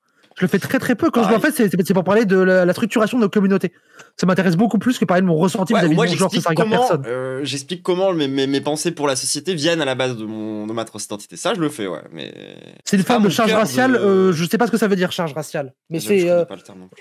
Quand il s'est pris ça dans la gueule, il l'a vécu comme une forme de racialisation. Vous allez être en mode oui, les blancs qui chouillent, la racialisation, vous n'êtes pas racisés, etc., etc. La vérité, c'est les juifs, vous n'êtes pas racisés. En vrai, c'est plus compliqué que ça. Renseignez-vous. Déjà, ouais, non, mais c'est une question compliquée, hein, ça. Ça dépend face à qui, ça dépend dans quel contexte. En fait, la racisation, c'est pas ex nihilo. La racisation, c'est toujours un rapport social. Ça dépend de l'époque, mais c'est toujours un rapport social. Et du coup, selon le cadre social, la racisation, elle évolue. Tout simplement. C'est comme la charge mentale. Oula, la charge raciale, c'est la charge mentale de la race. Par rapport à la race sociale. Je suis pas ultra convaincu, j'y ai pas réfléchi. J'y réfléchirai une autre fois. Ouais. Mais vraiment, genre, Ribot, qu'est-ce qu'il doit faire pour vous prouver qu'il est antisioniste? Parce que j'ai l'impression qu'il a quand même bien fait. Il a fait le travail sur plein de trucs. Je l'ai quasiment. Attendez, je dis quasiment, mais maintenant je crois que je ne l'ai jamais entendu ambigu. Alors, c'est des sujets que je maîtrise et que c'est quelqu'un que je suis. Et Ribot, croyez-vous bien que quand je suis pas d'accord avec lui, je le fais savoir. Hein. Je sais pas s'il est encore dans le chat, mais récemment, j'ai entendu un truc de lui où il a dit un truc, je suis pas d'accord. Il a reçu une 30aine de messages. Hein. Il a reçu des pavés. Mais c'est bien que tu Il y a fasses des ça. critiques. Genre, oui, mais moi, il y a des critiques, justement, moi, typiquement, j'ai été, on peut le dire d'une certaine façon, un peu antisémite à un moment, parce que j'avais mal réagi justement au reportage de Frontières lorsqu'il y a eu le vieil antisémite qui s'est mis à parler. Ouais. Tu m'as envoyé 14 pavés, j'ai fait mon mea culpa, on est passé à la suite. Mais alors, je t'envoie des pavés, je n'ai pas fait un thread Twitter. Exactement. Désolé. C'est que je considère que t'es quelqu'un qui peut écouter, parce que j'ai du bon soupçon. J'envoie un pavé, et si vraiment il y a besoin de faire un thread Twitter, ça peut se faire après les messages privés. Oui, puis moi, j'ai déjà attrapé par le col une paire de fois aussi. Ah ouais, c'est possible ça.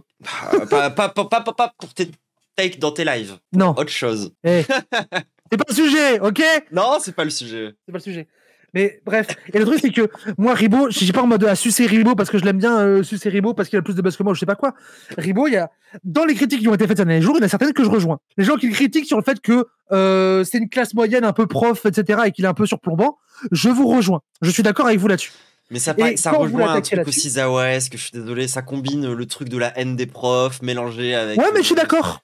Moi, ça, je suis d'accord avec. Oui, moi, ça, je suis d'accord avec que Ribot, c'est un prof et que là-dessus, il est insupportable. Ça, oui, non, mais c'est vrai, ça, c'est vrai. Mais Cassandre aussi, c'est un prof. Voilà. C'est bon. Oui, genre, voilà. Genre, voilà. Ça, c'est vrai. C'est que c'est vraiment le prof qui se table un autre en disant ça le prof. Hein, bref. Mais vraiment, si vous voulez attaquer Ribot sur le fait qu'il soit un prof et que vous vous engueulez avec lui, je ne serai pas de son côté, je serai du vôtre. Et je le dis sincèrement. Parce que là-dessus, je suis d'accord avec vous. Et par exemple, on était à la fête de l'humain ensemble, Ribot et moi. Ensuite, il nous a raccompagnés avec Médo à la gare de Bretigny pour qu'on puisse prendre le RER. Avant qu'il parte, je l'ai chopé et je l'ai daronné pendant 15 minutes en disant « Frérot, t'es dans une strate de respectabilité, j'aime pas ça. Tu vas finir comme Usul à sucer son delier, c'est bizarre. » Et vraiment, il était pas d'accord et on s'est engueulé et je lui ai dit « Regarde ce qu'a fait qu'Usul est devenu mou, tu prends les mêmes choix, tu auras le même résultat et on s'est engueulé. Je suis pas une suceuse de Ribot. » Et s'il est encore dans le chat, il pourra le confirmer. Mais moi, on s'est pris la tête pendant le Z-Event, justement, sur ça. Ah oui. Mais moi, c'est un truc que j'apprécie avec Ribot. Ribot, j'ai pas discuté avec. On n'est pas dans le campisme. Non. On n'est pas dans le campisme. On n'est pas à dire, ouais, t'as critiqué Ribot, du coup, je t'aime pas. Non, ça, c'est ce que vous faites avec Mediapart. Bref, on a dit qu'on n'en parlait plus. C'est ça. Et puis voir Ribot, le jour où il aura vraiment la pire take, on lui tombera dessus. Mais j'ai le même rapport avec Linguistique. Je l'ai fait. Qui, pour moi, a dit, par exemple, de l'immense D sur cette histoire de cagnotte pour la Palestine. Tu vois, genre, je suis pas allé de main morte. Hein. Je suis vraiment pas allé de main morte. Mais on discute encore. Tout va bien. Genre, je le confirme. Ah, Ribot qui confirme qu'il s'est fait prendre en otage dans sa propre voiture, dans le Ribolide, comme on l'appelle dans le milieu. Le Ribolide, qui est devenu un traquenard. Ma tête que j'avais, c'est qu'il suçait Mediapart comme Usul, à vrai dire. Mais en fait, il y a eu beaucoup plus critique. Déjà, non. Et puis, c'est pas pour toi spécifiquement, mais pourquoi le focus sur Mediapart? Je suis désolé, Libération est pire. Cassant des articles de Libé, personne lui dit rien. Tous les autres médias, en fait, genre Le Monde est pire. Oui. Mais là, je suis dans la média de gauche. Dans les médias de gauche, Libé est pire. Il y a des fois où quand Libé sort une enquête sur les petites affaires comment il s'appelle là, le milliardaire qui aime bien Ruffin là. J'ai oublié son nom, l'autre débile. J'ai oublié son nom aussi. Le millionnaire de gauche là. Oui, voilà. Quand Libé sort un article qui explique le truc et qu'il défonce, Cassandre en fait un react, il est très heureux et c'est normal. Mais bref, du coup, moi je trouve qu'il y a un fond antisémite là-dedans parce que le soupçon le soupçon d'être pas clair avec Israël. De quoi? Non, j'ai quelqu'un qui dit Georges Soros dans le chat, je dis moi j'attends toujours son oseille. Hein. Moi j'ai reçu la lettre qui m'a dit de dire du mal de Charlie Kirk après sa mort alors que je le connaissais pas. Je me suis fait ban comme on avait dit. Et j'ai toujours pas on a des vidéos de toi qui lui roulent des pelles. Je sors de ces images de mon cerveau, genre. Non, elles sont bien, je trouve, là. Oh, allez. Bref, du coup, le truc, c'est que, oui, je trouve ça antisémite et que moi, je comprends. C'est quoi? Parce que, je vous ai dit, moi, je suis très empathique, je suis empathique même pour les gens qui l'ont attaqué. Je comprends d'où vient l'envie de dire que beaucoup de juifs sont pas clairs sur la question du sionisme parce que il y a plein de juifs pas clairs dessus parce que c'est une position qui est confortable pour eux et que du coup c'est lâche de leur part. Je suis d'accord. Déjà, croyez bien que dans mes milieux, je le dis. Si je l'avais pas dit, j'aurais pas été viré littéralement en me faisant taper dessus de ma synagogue. J'ai été viré avec des coups et de la violence physique. Croyez bien que je ferme pas ma gueule là-dessus. Et que c'est hyper rageant quand t'es dans les trucs des coloniaux, que tu connais l'histoire de l'amitié judéo-musulmane, de ce qu'ils appellent les frères sémites. Je comprends que c'est rageant de voir d'un coup une partie de la communauté juive qui trahit, qui rejoint la blanchité et qui trahit et qui fait le sionisme. Je comprends que c'est rageant. Mais déjà, plusieurs choses. Premièrement, c'est pas les juifs qui font le sionisme. Vraiment, moi, c'est ce que je me tue à vous dire depuis des années, c'est l'intégralité de mon travail. Le sionisme n'est pas une affaire de juifs, premièrement. Et tout le monde est d'accord avec ça en théorie. Quand il s'agit de l'appliquer, c'est toujours plus compliqué. C'est toujours plus compliqué parce qu'en fait, et là, ça va être terrible, c'est que c'est pas tout à fait vrai non plus.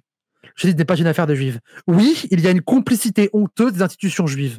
Mais le truc, c'est que les institutions juives ne représentent pas grand monde. Que le CRIF, par exemple, ne représente pas tant de juifs que ça. L'UEJF ne représente pas tant de juifs que ça.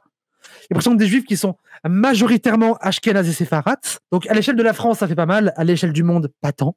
Ils représentent des juifs qui sont libéraux, pas des orthodoxes. Donc, déjà, à l'échelle de la France, il en reste pas tant que ça, parce que la plupart ont déjà immigré. Ils représentent des juifs sionistes. À l'échelle de la France, il y en a moins en moins, parce que les juifs sionistes, pour la plupart, vont faire leur alia. Donc, ces structures-là, qui sont complices du sionisme, ne sont pas représentatives de la judéité. Ni moralement, ni matériellement. Première chose. Deuxièmement, le truc que moi, je veux bien parler de ça, et du coup, c'est hyper compliqué parce que comment dire, je parlais avec quelqu'un, un camarade à Selec, qui m'a dit une phrase qui est terrible. C'est une phrase qui provoque. Attention, la prenez pas comme ça au pied de la lettre. Comprenez ce qu'il y a derrière. Troublante, elle la connaît, elle sait que la phrase, elle est affreuse. En France, on n'est pas juif en France impunément. La phrase, elle est affreuse. Mais ça veut dire quoi? Ça veut dire que, en fait, quand t'es juif, tu dois en permanence résister à la tentation de dire vas-y, c'est bon, nique tout, je vais vivre en Israël parce que tout me sera offert sur un plateau là-bas. Ça veut dire que les institutions juives qui nous représentent ont une responsabilité dans plein de choses. Et ça veut dire que c'est un devoir moral de se dresser contre. C'est ça que ça veut dire. Qu'il y a une responsabilité en tant que juif. Moi, je suis d'accord avec ça. Mais en fait, ce truc-là, tout ce que je vous ai dit, où vous me dites, putain, elle va loin dans l'antisionisme, elle va loin, elle est limite en mode juif, haine de soi, etc., etc. Mais en fait, c'est ce que dit Ribot. C'est ce que dit Ribot. Et si vous regardez, vous le sauriez. Ribot, il y a eu plusieurs fois, il a fait des laïus pour expliquer que lui, ce qu'il révoltait, c'était que il avait la possibilité, en un claquement de doigts, d'utiliser la double nationalité israélienne. Et en fait, ça le révoltait parce que déjà, c'est une tentation énorme. Parce que du coup, ce serait quand même beaucoup plus facile. Mais surtout que c'est pas normal qu'il l'ait. Et que Ribot, du coup, en tant que juif antisioniste, renonce à ce droit. Et c'est ça, en fait, ce dont je parle. Tout ce dont je parle, vous êtes en mode ah putain, il va fort. Il dit pareil. Il dit putain de pareil. Et moi, ce qui me fatigue, c'est que des gens qui sont un peu sionistes de gauche, même dans les gens qui sont un peu radicaux, il y en a. Croyez-moi, il y en a. Dans les gens, dans les streamers que vous avez bien regardés, alors, je parle de toutes les sphères de Twitch, il y en a plein des sionistes de gauche, des gens qui juste sont pas trop posés la question, qui sont en mode ah ouais, truc à 2 États, c'est bien, comme ça il y a l'Israël, il y a la Palestine, et comme ça on n'en parle plus. Les gens qui sont un peu sionistes de gauche, il y en a plein. Mais du coup, on a même eu le droit à un sioniste pro-palestinien sur le plateau de Backseat. Ben oui, voilà. En fait, du coup, là, il y a des gens qui sont toute la journée dans la lutte pro-pal, toute la journée dans l'antisionisme, qui tombent sur un mec qui est d'accord avec eux, qui ne tombe pas sur des mecs où parfois ils sont proches, et puis même parfois ils peuvent faire des feats, qui sont des sionistes, et le mec sur qui il tombe, en plus, il trouve que c'est un feuge. Moi, je suis désolé, j'atteins les limites de mon bon soupçon. Et c'est de ça que je voulais parler. Plus que les histoires de ouais, machin, il a fait un live, lui, il est venu en vocal, etc. Je m'en fous. Non, moi, je voulais parler de ça. Et en fait, moi, le message que je voulais vraiment passer à PDH, c'est que PDH, moi, j'étais ultra fan du média pendant longtemps, et je le suis encore en vrai de vrai. Des trucs que j'aime beaucoup, et PDH notamment, m'a matrixé parce que moi, quand j'ai commencé Twitch, à mes tout débuts, je voulais pas être Dany Eraz, je voulais pas être la team du lundi. Moi, je voulais être une personne, ça va vous faire rire. Moi, je voulais être Daimon. Bah si. Moi, je voulais être Daimon. Mais pourquoi? Pas parce que c'est le plus divertisseur, non, mais parce que c'est le seul qui est solide sur l'international. Ah, c'est vrai. C'est le seul qui est vraiment. C'est le seul qui est solide, c'est le seul qui en parle. Je suis en train de me solidifier par contre. Hein. Ouais, mais t'es pas à son niveau. Bah non. Je suis là depuis 1 an, même pas. Oui. C'est le seul qui est vraiment fort et qui vraiment c'est Daimon, vous lui demandez de vous faire de vous faire l'historique des conflits des Grands Lacs sur 40 ans, il peut le faire de tête. Il est trop fort. Et moi j'ai toujours été matrixé par l'international, c'est que quand j'ai découvert Daimon et quand j'ai découvert PDH, j'étais trop heureuse parce que l'international c'est un truc qui m'intéressait depuis, mais vraiment depuis tout, et qu'avant ce que j'avais pour me renseigner c'était soit le monde libertaire. Alors bon, on s'emmerde un peu. C'est les anards un peu bébêtes qui ont leurs idées très idéalistes. Soit je lisais la newsletter du Monde Afrique, soit j'écoutais beaucoup RFI. Mais en fait, je sentais qu'au niveau politique, ça me convenait pas. Et quand j'ai découvert PDH, j'étais hyper heureuse. J'étais en mode, oh putain, enfin, on va pouvoir parler international à gauche, enfin, je trouve des choses. Et j'étais trop contente. Et ensuite, j'ai découvert que ils avaient des volontés de tendre la main en question Rome. Et j'étais en mode, oui, putain, moi quand je bossais dans le social, parce qu'avant je bossais dans le social mais dans le sans-abrisme, quand je bosse dans le sans-abrisme, dans le mal logement, la question du nomadisme, c'est une question qui est ultra importante, et j'étais toute seule Oui. J'étais toute seule. Toutes les émissions de PDH sur les Tziganes, j'ai tellement appris de choses. Bah oui. Genre, moi, c'est ce que je le dis, je le répète. PDH, c'est ma formation antiraciste. De base. Je connaissais pas Fanon avant de connaître PDH. Voilà, c'est bon, j'ai pas de honte. Hein. Et moi, les questions Rome, genre, j'avais essayé de travers le truc dans le milieu local associatif. J'étais allé voir les moulins de Don Quichotte. Je sais pas si vous connaissez. Je sais pas si c'est un truc nation ou uniquement local. Qui essaye de faire des maraudes, parce que j'étais beaucoup dans le lore des maraudes à l'époque. Qui essaie de faire des maraudes dans les camps Roms. Et je le faisais beaucoup. Et j'avais notamment, à l'époque, j'étais responsable de quartier des Restos du Cœur dans un des quartiers de Lille. Et moi, j'avais fait des réunions, je m'étais engueulé avec tous les Restos du Cœur pour dire c'est impensable que les marauds des Restos du Cœur ne rentrent pas dans les camps Roms parce que vous avez peur. C'est impensable de racisme. Et je me suis engueulé avec eux pendant des mois. Ça, c'est pour les gens qui disent que je suis pas militante de terrain. Allez, baisez-vous. Allez. Et du coup, quand PDH a ouvert la voie à d'autres milieux sur les questions Roms que je ne connaissais pas, j'étais trop heureuse. Et donc il y a ça qui m'a matrixé. Un autre truc qui m'a matrixé, c'est leur ligne juif arabe frère sémite. J'étais trop heureuse de ça. J'étais en mode oh putain merci, il pose des mots sur des choses que j'étais en train de maladroitement construire dans mon coin et où j'étais nul. Du coup j'ai bouffé ça. Tzedek est né aussi de ça. Plein de trucs sont nés de ça et moi ça m'a matrixé. J'étais trop heureuse. Mais là en fait, là où moi j'ai une critique, c'est qu'en fait la ligne frère sémite, elle est très bien. Et je la porte encore aujourd'hui de toute mon âme, enfin de tout mon cœur et de toute ma bouche, comme dit Moïse. Allez, j'ai calé Moïse, ça c'est pour toi.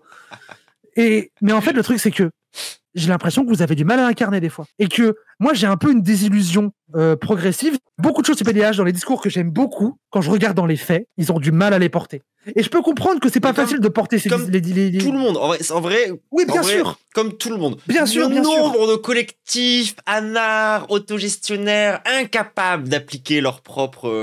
moi, j'en connais qu'un qui y arrive. Un seul. C'est Résiste et bravo à elle. Petite sauce pour... petite sucerie pour des gens que j'aime bien. Ah, dont je respecte l'efficacité, du moins. Dont je respecte l'efficacité. Ou moi, je pense par exemple à l'OST où on est une orga de... Attends, 2 secondes. Attends, j'ai le politique bureau qui m'appelle. Oui. Non, j'ai pas encore parlé de Staline. Non, il faut qu'on arrête avec ça. Non.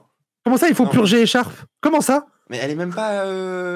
Bon. Non, je sais pas à l'OST, mais... Je vous rappelle à la fin du stream. Comment ça, c'est pas une raison? Ouais, on est tous autonomes et des anarchistes, quoi.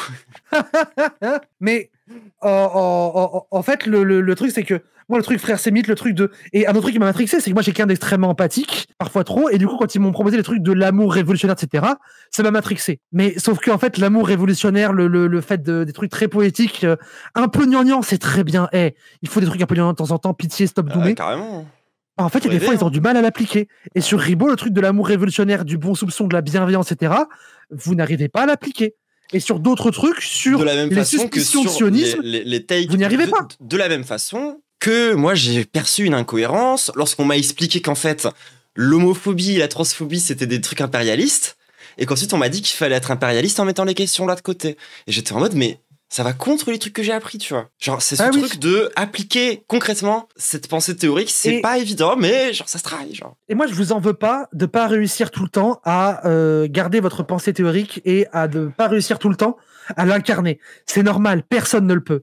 Par contre, là où je vous en veux, c'est d'être dans le déni de là-dessus, oui, voilà, alors, je vais pas dire de ne pas chercher à faire mieux parce que je ne sais pas comment ça se passe en backstage de votre tambouille, mais je vous en veux de ne pas voir d'amélioration. Je vous en veux de ne pas adresser le sujet, de ne pas adresser vos contradictions. Et moi, pareil, un truc qui m'a plu dans Zawa, c'était leur honnêteté radicale. Ouais. Et sur ce sujet-là, j'ai l'impression de la perdre et du coup, je suis déçu. Et en fait, c'est ça le truc de Ribot, c'est que ça m'a énervé émotionnellement parce que c'est quelqu'un que j'aime. C'est quelqu'un de qui je suis proche. D'ailleurs, on a vécu des trucs ensemble qui étaient un peu gorille. T'étais là aussi, d'ailleurs. On a vécu une Pride ensemble avec Ribot. Ça compte. Hein. J'aurais tellement aimé être là à l'humain avec vous, putain. Bah oui, je sais, l'année prochaine, t'inquiète. L'année prochaine, il y aura moins de monde, ce sera mieux. Ah ouais. Mais du coup, effectivement, j'ai été énervé, mais au-delà de ça, politiquement, je suis pas en colère. Je suis un peu déçu et dans l'incompréhension de pourquoi vous faites ça. Puis moi, il y a vraiment ce truc de... Genre, les gens qui m'ont appris que tout le monde était raciste et que du coup ça servait à rien de traiter les gens de racistes, qui se mettent à faire pourquoi ça. Pourquoi ils fassent pareil avec les sionistes? Mais moi aussi avec les racistes. Avec ce pareil, genre, bon, on va pas aborder ce sujet-là en profondeur, mais moi j'en ai vraiment marre de ce espèce de soupçon de racisme chez les meufs trans en permanence, genre. Oui, bah ça c'est une opposition qui est... Parce qu'en plus, j'ai l'impression que... C'est tellement contradictoire on a des gens terrain et avec ce qu'on vit sur le terrain que ça me pète mon crâne. Parce que quand vous venez dans les orgas trans, vraiment, les mains tendues envers l'antiracisme, alors... Des fois, elles sont maladroites, des fois, elles sont mal dosées, des fois, elles sont néfastes, je veux bien. Mais la volonté, elle existe. Franchement, la volonté, elle existe. la volonté, elle existe de fou. Et du coup, que vous ayez l'impression qu'on est genre des homonationalistes. J'ai vu, il y a une vidéo qui est sortie encore aujourd'hui dans laquelle ça parle de transnationalistes. Je suis en mode, ah, mais dans quel monde vous vivez, Mais alors voilà, en fait justement, Souloum Dero, tu dis très bien, comment ça, le soupçon de racisme des meufs trans, il vient de là, justement. Ça vient de cette question où en fait, il y a une façon d'être en mode, genre comme quoi, nous, les personnes LGBT, on bénéficierait des luttes homonationalistes et des soi-disant luttes transnationalistes qui n'existent même pas encore. Alors que c'est faux. Genre, à la Pride de Paris, on a été bloqué par un collectif homonationaliste pour faire démarrer le cortège pendant des heures. Ils sont contre nous. Les homonationalistes, alors, les homonationalistes, ok, on peut parler des trucs genre des. Ils sont transphobes, les homonationalistes aussi, je tiens à le dire. C'est les mêmes qu'on retrouve dans les LGBT Drop the Tea. Oui. C'est les mêmes. Et en fait, le truc, c'est que il faut que vous arriviez à comprendre que les trans ne sont pas les complices d'émotionnalisme, c'en sont les victimes au même titre que vous. Oui, par pitié. Genre vraiment, regardez mes propres reacts que moi j'ai fait à des personnes qui étaient hyper homonationalistes, genre Monroe ou l'autre meuf, etc. et tout. Systématiquement, ils s'en prennent aux meufs trans à chaque putain de fois. Genre, ils sont en mode, d'accord, les homosexuels, c'est ok, finalement, mais par contre, alors les meufs trans, genre vraiment, c'est une abomination totale de la nature, et ils vont expliquer que le wokisme, c'est mal, et les soi-disant, les rares cas, genre de transnationalisme que j'ai pu observer, qui sont vraiment, genre, ces deux comptes Twitter, c'est déjà, ces deux comptes Twitter, genre, à l'aide, genre, ça n'existe pas, quoi, genre, ça n'existe pas. Des trans un peu nazis, ça existe. Mais oui! Parce qu'en fait, la grande particularité des milieux queer, c'est que notre public est un public qui vient de tous milieux sociaux. Parce que tout le monde peut avoir un enfant qui est gay ou qui est trans. Là où avoir un enfant noir, gay ou trans, il y a quand même des causes. Au-delà d'avoir un enfant, tout le monde peut être gay ou trans, tout simplement. Oui, bien sûr, t'as raison. Et du coup, effectivement, on a des gens de tous milieux sociaux, et du coup, dans le tas, on a des nazis, etc. Mais en fait, vous pensez vraiment à votre avis, comment ils sont accueillis chez nous? Oui, voilà.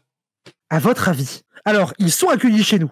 C'est vrai qu'ils le sont. Parce que... de quoi? Ça dépend. Alors, moi, je considère qu'on doit les accueillir parce que, pour deux raisons. Déjà, on doit les tenir à l'œil pour pas qu'ils fassent des saloperies. Et ensuite, parce que sur l'accès aux soins, moi, je déroge pas que toutes les personnes doivent avoir accès aux soins, c'est tout ou aucune. Typiquement, à l'OST, tu vois, l'autosupport, c'est pour tout le monde. Rejoindre l'orga, par contre, c'est une ligne politique à tenir. Donc, pas tout le monde. Par contre, l'autosupport, c'est pour tout le monde. Ouais, ok. Ça, je capte. Pour moi, c'est la bonne synthèse. Vraiment, ces personnes, c'est vraiment pas grand monde, ce n'est aucune force politique, et il faut que vous compreniez vraiment que gay et trans, c'est pas la même chose, et surtout, ce qu'il faut que vous compreniez. Putain, oui, moi, je j'arrête de répéter. Genre, franchement, oui. J'ai été socialisé gay, j'ai été socialisé trans, pareil. Je n'ai pas la même vie, à l'aide. Oh non. J'ai plus de flow maintenant, bref. Ah ouais, je suis tellement plus stylé, putain. Oh bah, je confirme. Mais oui, putain, c'est vrai qu'on se connaissait avant. Bah oui, c'est... J'oublie toujours. Mais et en fait, il y a un truc aussi qu'il faut comprendre. Pour ça, il faut vous intéresser aussi un peu à la pensée féministe matérialiste. C'est que les femmes trans ne sont pas des femmes. Pourquoi? Parce que les femmes trans sont des femmes dans la théorie, parce que du coup, elles devraient avoir les mêmes droits que toutes les femmes. Moi, je suis des femmes minorisées. Je me base beaucoup sur le truc de freak theory, c'est que les femmes trans sont des monstres dans le fait que ce sont elles n'ont pas accès au statut social de femme et qu'elles ne sont pas reconnues en tant que telles. De la manière que les lesbiennes ne sont pas des femmes, les femmes trans ne sont pas des femmes. D'accord, dans la théorie et tout. Oui, non, moi c'est pas mon discours, mais je capte de fou dans cette méta-là. Et du coup, de la même manière, les femmes trans, dans le cadre du fémonationalisme, nous en sommes exclus. Tout simplement. Parce que nous ne sommes pas des femmes et nous n'avons pas accès à la position sociale de privilège qu'ont les femmes face au racisme. Nous en sommes exclus. Les femmes trans ne sont pas des gays, pour la même raison. Nous sommes aussi exclus de l'homonationalisme. Oui, au bout d'un moment, il va falloir capter que, de toute façon, les meufs trans, c'est la fange. Hein. Genre, personne ne veut de nous, d'accord? Genre, oui, on est la lie de l'humanité. Vraiment, genre. Et personne ne veut de nous, vous non plus, j'ai l'impression. Et moi, c'est ça qui me casse les couilles. Ça m'énerve, genre. Parce qu'en plus, c'est pas le cas de la lutte locale, encore une fois. Bah non. C'est pas le cas des militants concrets et qui sont en fait genre dans les manifs et dans les trucs et dans les machins genre. Et que moi je veux bien que vous nous fassiez le reproche de oui mais les queers vous êtes que entre queers blancs. Ok, je veux bien prendre le reproche. Je veux bien prendre le reproche que les queers racisés, les queers indigènes, on n'arrive pas à les toucher. La vérité, si on est un peu honnête là-dessus, si on regarde dans le miroir, les queers racisés, personne n'arrive à les toucher. Ni vous, ni nous. Et on a le même échec. Et plutôt que s'accuser chacun d'être la faute de l'échec, c'est vrai qu'on se regarde dans une glace, qu'on arrive à communiquer ensemble et qu'on puisse se dire, ok, on est tous nuls. On est tous nuls. Donc, est-ce qu'on joue à qui est le plus nul que l'autre pour être un peu meilleur, et ou est-ce qu'on essaie collectivement de faire mieux? Croyez-moi que lorsque nous, on récupère des trans racisés qui se sont fait jeter de leur milieu, de ces milieux militants, etc., et tout, parce que trans, etc., qu'ils arrivent dans nos collectifs, et que nos collectifs sont trop blancs, et que du coup, il y a des trucs qui sont pas adaptés, et qu'on n'arrive pas à gérer ces situations-là, et qu'on se retrouve du coup à ne pas faire notre taf, genre pas pouvoir faire notre taf correctement, ça nous rend nul et complètement taré, en fait. Genre nous, on est en mode, mais en oui. fait, on perd des sœurs, on perd des gens, genre... Et c'est parce qu'un autre truc aussi qui change, c'est que face à ça, genre. Vous, si il y a un mec rebeu qui décide de plus vous écouter, de plus aller chez vous, à vivre sa vie. Nous, si on a une meuf qui part de chez nous, elle meurt. Ouais, il y a ça aussi. Mais... Et que vous ne vous rendez pas compte du niveau de précarisation que c'est les trans. Ça, c'est un problème aussi. Ça, c'est un vrai truc, quoi. C'est marrant, genre, c'est pas toi qui m'avais dit. Ah, je sais plus qui c'est qui avait dit ça. Sur pourquoi les meufs trans sont débasées. Les organes meufs trans, elles sont plus basées. C'est la page du team qui avait dit ça dans leur truc sur Twitch. Je crois que c'est ça. Je l'avais répété. Ouais, j'avais dit l'OST est plus basique que le syndicat parce que c'est là qu'il y a le plus de prolos. Ça m'a fait rire. Je te rends pas, ouais. Alors que, en plus, désolé l'OST, mais il y a des organes meufs trans qui sont bien plus prolos que l'OST. Non, ça c'est vrai. Oui, c'est vrai. Mais tu sais quoi, moi, sur ce sujet-là avec PDH, moi, j'ai pas envie de juste partir sur un constat d'échec, parce que j'aime pas les gens qui critiquent, qui ont rien apporté. Moi, j'avais une suggestion. J'avais une suggestion à PDH, une proposition, un truc que je trouverais cool que vous fassiez, et que moi, franchement, si vous avez envie de le faire, je suis prêt à utiliser tout mon réseau et tous mes contacts pour que ça se fasse. La vidéo que vous avez fait avec Samir en mode ultra feel good, qui va à la canne des quartiers, qui est trop heureux, ultra heureux, etc. Faites pareil dans une ballroom. Ballroom, c'est le drag avant qu'il soit gentrifié par les blancs. Ah. Le voguing et tout. Okay. Des ballrooms, il y en a. Il y a des scènes par ville. Vous prenez une ville, ce que vous voulez. Vous en prenez celle que vous préférez. Et moi, je m'engage à, franchement, je mets tout mon réseau, toute mon énergie militante à faire en sorte que vous puissiez faire une vidéo feel good où ça se passe bien, où vous puissiez échanger. En plus, un milieu, pour le coup, où il y a eu des cuirs racisés visibilisés, c'est bah quand oui, même... c'est majoritairement raciste, les ballrooms. Vraiment, pour le coup, c'est un endroit où, justement, il y a quelque chose à aller chercher, quoi. Et vraiment, rendez-vous compte qu'on n'est pas là en mode... en fait, nous, on ne veut pas jouer le jeu de l'opposition. Ouais. On essaie vraiment de vous tendre une main. Que ce soit sur Ribot, que ce soit sur ça, on essaie vraiment de vous tendre une main. Et on est désespéré parce que vous ne la prenez pas. Et du coup, je vous en supplie, prenez la main tendue. Et on sera pas d'accord. Et on sera pas d'accord sur plein de trucs et ça sera super. Mais oui, on s'en fout. Je vous demande pas d'envoyer Samir se faire yassifier en talons aiguilles. C'est pas ça que je demande. Oh, c'est pas ça. Ce serait marrant, mais c'est pas ça que je demande. Ce que je demande, c'est que vous veniez chez nous pour voir une fois de temps en temps, que vous mettiez votre fierté de l'autre côté, que vous veniez juste avec l'esprit ouvert, de venir et de juste chiller avec nous, voir comment ça se passe. Et si jamais vous dites c'est à vous de venir, je viendrai, on viendra. Mais surtout et on se fera petite, on fera notre gueule et juste on ira voir. Nous, pour le coup, enfin, moi, je peux le dire, avec plein d'autres meufs trans de Grenoble, nous, on y a été dans les luttes palestiniennes. Genre, vraiment, pour le coup, on en a fait partie. Genre, ouais. on a participé au mouvement parce que, justement, on s'est dit déjà, bah, genre, ça nous a concerné, genre, les trucs anti-impérialistes, évidemment, sur le coup, nous, bah, on est à fond. Et, genre, j'en ai marre aussi de devoir faire mes preuves, etc. et tout, mais ça fait partie du truc, ça fait partie du jeu. Bah ouais, mais c'est moyen pour être écouté. Et du coup, bah, on fait nos preuves, on tend encore une main, et on attendra autant de fois qu'il faut, parce que c'est ça la lutte. Ouais. Venez nous voir, parlez-nous, venez chez nous. On est prêt à vous dérouler, genre vraiment le tapis rouge pour que vous puissiez au maximum vous sentir bien. Genre vraiment, vous choisissez la bouffe. Que ça soit pour les questions LGBT, que ça soit pour les questions juives, que ça soit pour les questions autres de même. Mais les questions juives, ça a déjà commencé avec Tzedek. Voilà, c'est ça. Et c'est très bien. Mais alors, pareil, la judéité antisioniste n'est pas uniquement Tzedek. Voilà. Tzedek n'est pas l'intégralité des juifs antisionistes, ne se revendique pas, le sait parfaitement. Il y en a d'autres, il y a d'autres orgas. Il y a le Bund en Allemagne, il y a JVP international, le Jewish Voice for Peace. Il y a l'UJFP, qui est là depuis bien longtemps, qui a fait plein de trucs. Et en fait, vous faites déjà ce travail, et franchement, c'est chouette. Franchement, c'est chouette, et moi, je suis très heureuse, et c'est pour ça que j'ai commencé à vous suivre. Du coup, moi, ce que j'aimerais, vraiment, sincèrement, ce serait que vous fassiez la même chose avec les queers, et ce serait que vous ne pensiez pas que parce que, du coup, un juif n'est pas à Tzedek, ou n'est pas encore à Tzedek, le pressing continue, Ribot, t'inquiète, j'arrive, que parce qu'un juif n'est pas à Tzedek ou n'est pas encore à Tzedek, que du coup, c'est qu'il n'est pas antisioniste, parce que c'est pas vrai. Parce que c'est pas vrai, parce qu'il y a plein de gens qui ont des raisons tout à fait compréhensibles de pas être à Tzedek. Moi, localement, j'ai des meufs trans qui sont pas Tzedek parce que elles ont pas ultra confiance en fait que ce soit queer friendly. Je dis pas que Tzedek l'est pas. Je dis que elles, vu qu'elles se sont pas intéressées, elles ont de base une défiance envers tout le monde. Donc du coup, elles sont dures à mobiliser. Il y a des gens que je connais qui n'y sont pas. tout simplement parce que c'est milité et qu'il milite sur d'autres choses ou parce qu'il milite pas.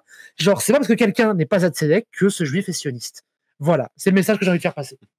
C'est important. Je crois qu'on a fait quasiment le tour de tout ce qu'on voulait aborder. Non, on voulait pas faire un stream de guerre. J'espère que ça s'est vu.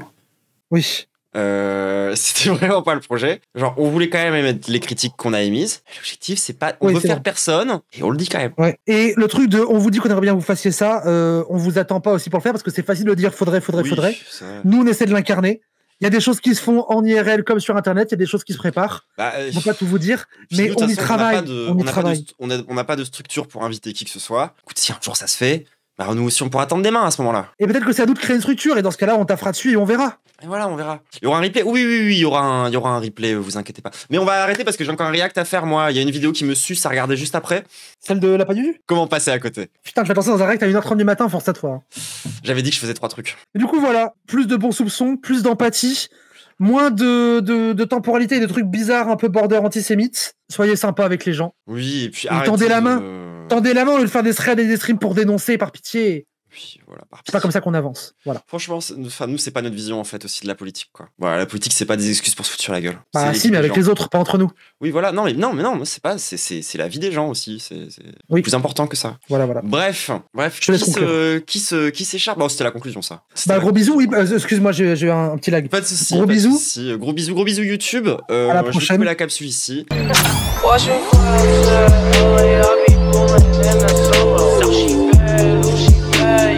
Let me get your number. Ever since I can't remember,